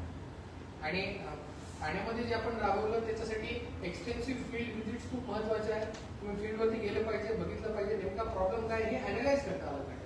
आता आम्ही हे प्रत्येक, आता ते मी जसं एज्युकेशन तुम्हाला सांगितलं, तर असं प्रत्येकालाच वाटतं ना की माझ्या गरजेनुसार आणि माझ्या स्पीडनुसार मला इनपुट मिळाले पाहिजे. मी ऍज अ स्टुडंट मी अपेक्षा करेल ना की मला MNO येत नाही तर मला टीचर XYZ का शिकवतात, मला तर MNO शिकवलं पाहिजे. हे भले कळत नसेल, तेवढी आकलन नाहीये माझ्यामध्ये, परंतु माझी नीड तर ती आहे, मला MNO शिकवलं गेलं पाहिजे ही माझी नीड आहे ना. तर मग हे आपण जेव्हा त्या विद्यार्थ्यांच्या माइंडसेटमध्ये जाऊन विचार करतो, आज तुम्हाला काय गोष्टींची अपेक्षा आहे हे मला जोपर्यंत कळणार नाही तोपर्यंत मी हे लेक्चर आज डिलिव्हर नाही करू शकत, तोपर्यंत मी बेटर टीचर नाही होऊ शकत, जोपर्यंत मी तुमचे प्रॉब्लेम समजून नाही घेऊ शकत. Same applies to the field of. जेव्हा तुम्ही जाणार आणि जेव्हा तुम्ही लोकांचे प्रॉब्लेम जोपर्यंत बघणार नाही. आता काल मी वांगीला फील्ड व्हिजिटमध्ये गेलो. वांगी म्हणून एक गाव आहे अंबरनाथमधलं, आपल्या शेवटीच आहे, त्याच्यानंतर रायगड सुरू होतं, सेलू गाव लागतं. मग तिथे एक पेक्युलर सिच्युएशन अशी आहे की जे दिव्यांग असतात त्या दिव्यांगांमध्येही जे अंध व्यक्ती आहेत ते मोठ्या प्रमाणावरती तिथे येऊन स्थायिक झाले. तर का झाले तर एकाच्या मदतीला एक, तिथं खूप जास्त चीप अकोमोडेशन अवेलेबल आहे, ट्रेनची कनेक्टिव्हिटी आहे, थोडंफार लाईव्हलीहूडच्या काही गोष्टी तिथे अवेलेबल आहेत. म्हणून ते एक जण आला तो दुसऱ्याला घेऊन आला, अशा प्रकारची मग तिथं कम्युनिटी डेव्हलप होत. आता तिथे शेकडोंमध्ये अंध व्यक्ती झाले. मग तिथे आपण जाऊन मी आता प्रत्येकाच्या घराच्या आतमध्ये गेलो, प्रत्येकासोबत बसलो, त्याच्यासोबत बोललो, त्यांचे प्रॉब्लेम्स काय ते जाणून घेतले. हे मी ऑफिसमध्ये बसून करू शकतो का? मला कळेल का नेमकं त्यांना काय पाहिजे? आपण काय म्हणणार की हा ठीक आहे त्यांना लाईव्हलीहूड दिला किंवा त्यांना जाऊन ब्लँकेटचं वितरण करून आलो, तेही केलं आम्ही, ब्लँकेटचं वितरण करून आलो, त्यांचे प्रॉब्लेम सॉल्व्ह झाले. हे इथपर्यंत आपला रोल नाही. आपण जाऊन बघितलं पाहिजे, समजून घेतलं पाहिजे नेमकं आपल्या हॉस्पिटलमध्ये प्रॉब्लेम्स कुठे येत आहेत. मी ऍज अ पेशंट जर हॉस्पिटलमध्ये गेलो तर मला काय अपेक्षित असेल, मला गेल्या गेल्या लक्षात येतं का कुठं जायचंय, मॅप तरी लावलाय का, कोणाला कॉन्टॅक्ट करायचं, कोणाचं काय हायरार्की आहे मला माहिती आहे का, हे लावलेलं नाहीये का. मग ह्या सगळ्या गोष्टी असल्या पाहिजेत की मग आपण इन्स्ट्रक्शन देणार. मग तिथे कुठेतरी बल्बच्या ट्यूबच्या ऐवजी चांगल्या मोठ्या ट्यूबच्या प्रकाशाच्या ऐवजी छोटे छोटे बल्ब लावले ते तर का लावले, तर लाईट बिलचा प्रॉब्लेम आहे, मग तिथे सोलर लावायचं का. मग अशा सगळ्या गोष्टी होतात. मग नेट मीटरिंग करून द्यायची त्यांना, कारण हा प्रॉब्लेम सस्टेनेबली सॉल्व्ह झाला पाहिजे, शाश्वत रीतीने सॉल्व्ह झाला पाहिजे. एका महिन्याचं लाईट बिल देऊन काय करणार, अगेन पुढच्या महिने हाच प्रॉब्लेम आहे. तर हे तुम्ही जोपर्यंत जाऊन बघणार नाही, जोपर्यंत अनालिसिस करणार नाही, हे तुमचा एक्झामच्या प्रिपरेशनच्या टाइम पासून डेव्हलप झालं. हे तुम्ही जे प्रॉब्लेम्स आहेत ते अनालाइज करणे, त्याच्यावर सोल्युशन काढणे, हे सगळे माइंडसेटचे विषय आहेत आणि तेवढी कष्ट करायची तयारी पण पाहिजे. मला गरज नाही आहे तिथपर्यंत जायची. असे भरपूर विलेजेस आहेत माझ्याकडे 1000 विलेजेस आहेत. आता मी प्रत्येक विलेजमध्ये वेगळा प्रॉब्लेम असतो, परंतु तुम्हाला बाकी सिव्हिल सोसायटीशी पण कनेक्ट असला पाहिजे. म्हणजे हा पत्रकार फोन करतोय बाबा त्याला इग्नोर करा, हा माणूस काहीतरी तक्रार घेऊन येतो त्याला इग्नोर करा, असं नाही. आता आम्ही जो 100 दिवसाच्या कार्यक्रमामध्ये आम्ही भरपूर सारे इनिशिएटिव्ह घेतले. ज्यांना तुम्हाला एज्युकेशनचा सांगितला. दुसरा इनिशिएटिव्ह हा पण आहे की आलेल्या तक्रारींचं अनालिसिस करणे. That is a very good way to know the problem and to analyse where your departments are working and where they are following out. हे लक्षात येण्यासाठी ते खूप आवश्यक आहे.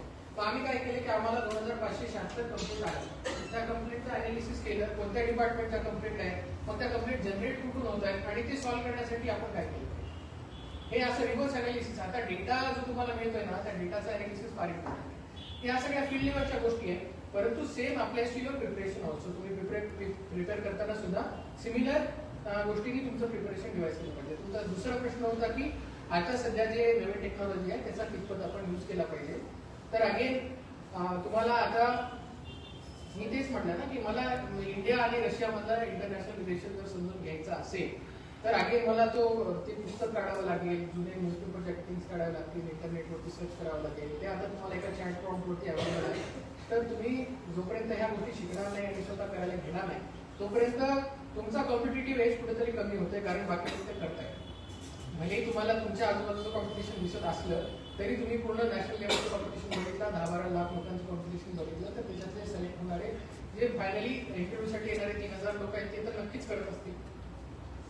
तर तुम्ही बेस्ट पॉसिबल काय तुमचं आता किती लोकांचं आहे की मला फायनली सिलेक्टच व्हायचं याच वर्षी व्हायचं. काही लोकांचा पंचवार्षिक कार्यक्रम असतो, या वर्षी आपण आमचं दिवस बघू, मग थोडंफार आता तिथपर्यंत पोहोचलं आणि अजून थोडं केलं असतं तर झालंच असतं. असं जोपर्यंत तुम्ही ऍटिट्यूड ठेवाल तोपर्यंत होणार. तुम्हाला 100% ह्याच वर्षी सिलेक्ट व्हायचं आहे, विथ AR1च व्हायचंय, विथ ISS व्हायचंय, हेच तुम्ही डोक्यात ठेवाल तर मग अगेन एवढ्या परम्युटेशन कॉम्बिनेशन मध्ये कुठेतरी आपण लँड होतो. पण आपण जर एमच कमी ठेवलं या वर्षी काय, या वर्षी क्लिप्स बघू, पुढच्या वर्षी अजून थोडंसं पुढे जाऊ, असं जर ठेवाल तर मग नाही या वर्षीच काय. मग इतकं तुम्ही सिरियस कॉम्पिटिशन लक्षात घेतलं पाहिजे आणि त्याच्यासाठी लागणारे सर्व गोष्टी इन्कॉर्पोरेट पण केल्या पाहिजे, इन्क्लुडिंग युअर टेक्नॉलॉजिकल थिंग्स. सगळं सांगतात की UPSC बरंच नाही शिकवते. तुमच्या नेचरमध्ये बोलताना असं म्हणजे की तुम्ही खूप पोलाईट आहात, तुमच्यामध्ये हमपणा दिसतो. तर मग हे UPSCने शिकवलं की ते ऑलरेडी दिसतं. UPSC again it is an exam and every exam has its own faults. हे मी जेव्हा सांगतोय हे खूप लोक बघून सांगतोय, खूप लोकांशी भेटून सांगतोय. जरी इथिक्सचा पेपर असला तरी सगळे लोक इथिकल असतीलच असं नाही. जरी तुम्ही पब्लिकशी डील करत असता तरी सगळे लोक पोलाईट असतीलच असं नाही. जोपर्यंत तुमच्यामध्ये तळमळ आत्मीयता असत नाही आणि तुम्हाला जी संधी मिळाली त्याच्याबद्दल कृतज्ञता असत नाही तोपर्यंत पुढे अजून एक कार्यक्रम आहे मला शेवटचे 2 प्रश्न घेऊ. सर तुम्ही जसं म्हणाल की अनालिसिसचा पार्ट हा फार इम्पॉर्टंट रोल प्ले करतो. त्याच्यानंतर एक गोष्ट जी लक्षात येते जे तुम्ही सांगितलं प्रिपरेशन आणि ऍडमिनिस्ट्रेशनमध्ये काम करताना सुद्धा, तर एक गोष्ट त्याच्यानंतर येते की आपलं ऍक्शन्स काय असले पाहिजे, म्हणजे प्रायोरिटी, आणि ऍक्शन घेताना पण प्रायोरिटी महत्वाची ठरते, तर ते कसं आपण डिसाईड करायचं? सगळ्या प्रश्नांचं उत्तर सेमच. म्हणजे प्रायोरिटी हे जोपर्यंत तुम्हाला माहितीच नाहीये तोपर्यंत तुमचं प्रिपरेशन कोणत्या डायरेक्शनने चाललंय हा क्वेश्चनेबल विषय असतो. मग आपल्याला आपल्या प्रायोरिटी सेट केल्या पाहिजेत आणि प्रत्येकाची प्रायोरिटी वेगवेगळी असणार आहे. माझा ऑप्शनचा प्रॉब्लेम असू शकतो, तुमचा एससीचा प्रॉब्लेम असू शकतो, कोणाचा प्रिलिमचाच प्रॉब्लेम असू शकतो. तर हे तुमचं अगेन तुमचे 7 दिवसाचे 15 दिवसाचे महिन्याभराचे गोल्स डिफाईन असले पाहिजे.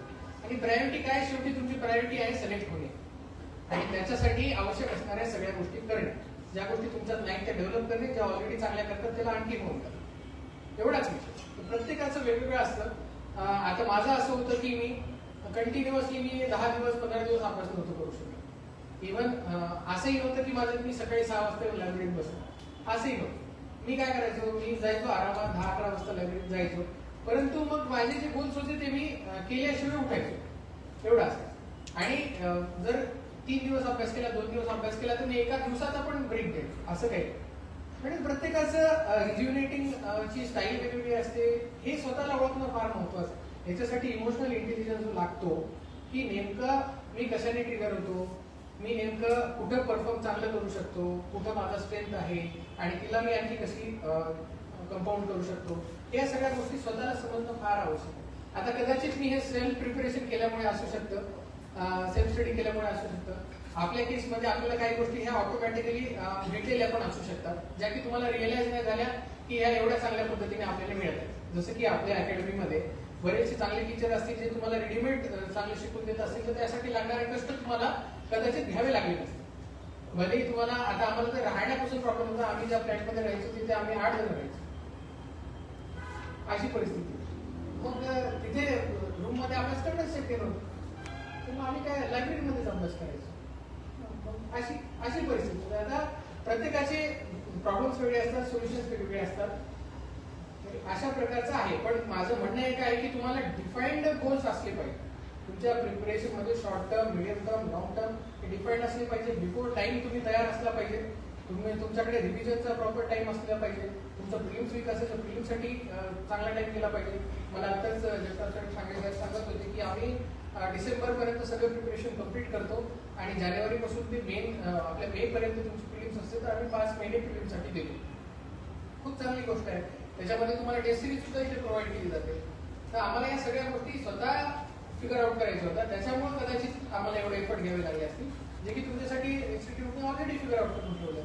आता कोणता मॉक द्यायचा, त्या मॉकमध्ये कोणते पॅनल मेंबर्स असले पाहिजे, हे already best of the best ते लोक तुमच्यासाठी ऑलरेडी आणून देतात. त्याच्यामुळे तुम्हाला ह्या गोष्टी बघण्याची गरज नाही पडली, आम्हाला ह्या गोष्टी बघाव्या लागल्या. तर सांगण्याचा उद्देश एकच आहे की तुमचा डिफाईन्ड पाथ असला पाहिजे आणि ते जर तुम्ही प्रॉपरली अचीव्ह करत गेलात तर तुम्हाला प्रॉब्लेम येणार नाही. म्हणजे सिलेक्शन मध्ये पण नाही, तुमच्या पर्सनल स्ट्रेस मॅनेजमेंट मध्ये पण प्रॉब्लेम. सर, तुम्हाला सर्व्हिसमध्ये एथिकल डिलेमाची सिच्युएशन आली आहे का, आणि ती आली असेल तर तुम्ही कशी हँडल केली? येते, रोज येते, 100 वेळेस येते रोज. असं काय नाही, म्हणजे येणारच आहे. तो part and parcel of the job आहे. तुम्ही जेव्हा इतक्या लाखो लोकांसाठी काम करताय, तुमच्यासाठी अकाउंटेबिलिटी प्रत्येक डायरेक्शन मध्ये. खालच्या डायरेक्शन मध्ये तुमच्या स्टाफकडे अकाउंटेबिलिटी आहे, तुमच्या सिमिलर डायरेक्शन मध्ये तुमच्या पीएस सोबत आणि सिव्हिल सोसायटी सोबत आहे, तुमच्या न्यूजपेपर्स वाले मीडिया त्यांच्याकडे अकाउंटेबिलिटी आहे. हायर अप्स मध्ये तुम्हाला कोर्ट्स आहे, तुम्हाला एनपीटी आहे, तुम्हाला सगळे ट्रायब्युनल्स आहे, तुम्हाला पॉलिटिशियन्स आहेत, तुम्हाला सिनियर ऑफिसर्स आहेत, सेंट्रल गव्हर्नमेंट आहे. या सगळ्यांना अकाउंटेबल आपण असतो ऍट द सेम टाइम. आणि या सगळ्यांचेच इंटरेस्ट काय सेम असतात असं नाही, प्रत्येकाचे इंटरेस्ट वेगवेगळ्या डायरेक्शन मध्ये असतात. मग त्याच्यामुळे तुम्हाला इथिकल डिलेमा हा प्रत्येक डिसिजन मध्ये प्रत्येक मिनिटाला रोजचा 100 वेळेस इथिकल डिलेमा येणार. मग तो कसा टॅकल करायचा तो पण एक वेगळा विषय आहे. जसं की आता पण तो तुम्ही नंतर साठी ठेवा. तुम्ही आता सिलेक्शन मध्ये फेस करूया. मी तुम्हाला आताच्या जॉब मध्ये यासाठी सांगितलं की तुम्हाला माहिती पण असली पाहिजे. मी कुठे आयएसला नव्हतो भेटलो, त्याच्यामुळे मला माहिती नव्हतं की नेमकं आयएस झाल्यावर काय. इव्हन मी सिलेक्ट झालो किंवा माझ्यासोबत जे बाकीचे लोक सिलेक्ट झाले त्यांनाही त्यांचे आई वडील आयएस होते, त्यांनाच माहिती असेल की नेमकं आयएस काय काम करतो. परंतु आपल्याला जस्ट माहिती असतं की आयएस म्हणून. पण आयएस एवढ्या सेक्टर्स मध्ये काम करतो, वेगळ्या सेक्टर्स हेड करतो, इतकी चांगली काम करण्याची ऑपॉर्च्युनिटी आहे हे आपल्याला माहिती असतं. त्याच्यासाठी म्हणून एक तुम्हाला ग्लिम्स मिळावं, तुमचं मोटिवेशन वाढावं, याच्यासाठी म्हणून मी तुम्हाला ते सांगितलं. परंतु ते तुम्ही चेअर शिकून देईल तुम्हाला. जर तुम्ही तळमळीने काम करणारे असाल तर चेअर तुम्हाला चांगलं शिकवेल, नाही तर तुम्हाला वाईट शिकवेल. सगळ्या प्रकारचे लोक सर्व. ठीक आहे, खूप छान वाटलं तुमच्या सगळ्यांशी बोलून आणि ऑल द बेस्ट. छान अभ्यास करा आणि पुढच्या वर्षी जसं सागरे साहेब बोलतात साहेब म्हणाले किंवा सौरभराव सरांची जशी अपेक्षा असेल तर यावर्षी 7 झाले, पुढच्या वर्षी 10च्या वरती म्हणजे डबल डिजिटमध्ये हा आकडा गेला पाहिजे. याच्यासाठी तुमच्या सगळ्यांना खूप खूप शुभेच्छा. All the best. तुमच्यापैकी कोणाला जर ऍक्च्युअल फील्ड एक्सपोजर पाहिजे असेल आणि फील्डवरती जाऊन बघायचं असेल काम कसं चालतं किंवा जिल्हा परिषदमध्ये काम कसं चालतं किंवा इव्हन महानगरपालिकेमध्ये काम कसं चालतं, तर याच्यासाठी आम्ही कधीही तयार आहोत. कधीही या. तुम्हाला एक ब्रेक पण होत जाईल, रिलॅक्स पण होता येईल आणि त्याच माध्यमातून तुम्हाला ऍक्च्युअल अभ्यासाच्या बाबतीतलं काहीतरी शिकता येईल. ठीक, थँक्यू.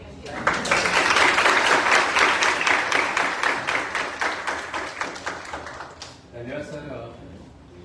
आपण वेळात वेळ काढून इथे उपस्थित झालात आणि संस्थेच्या सर्व विद्यार्थ्यांना बहुमोल असं मार्गदर्शन केलं. त्याबद्दल ठाणे महानगरपालिका प्रशासनातर्फे चिंतामणराव देशमुख प्रशासकीय प्रशिक्षण संस्थेतर्फे खूप खूप आभार व्यक्त करतो आणि आजचं हे सेशन इथे संपलं असं मी जाहीर करतो. पुन्हा भेटूया नवीन प्रोग्रामने. जय हिंद, जय महाराष्ट्र.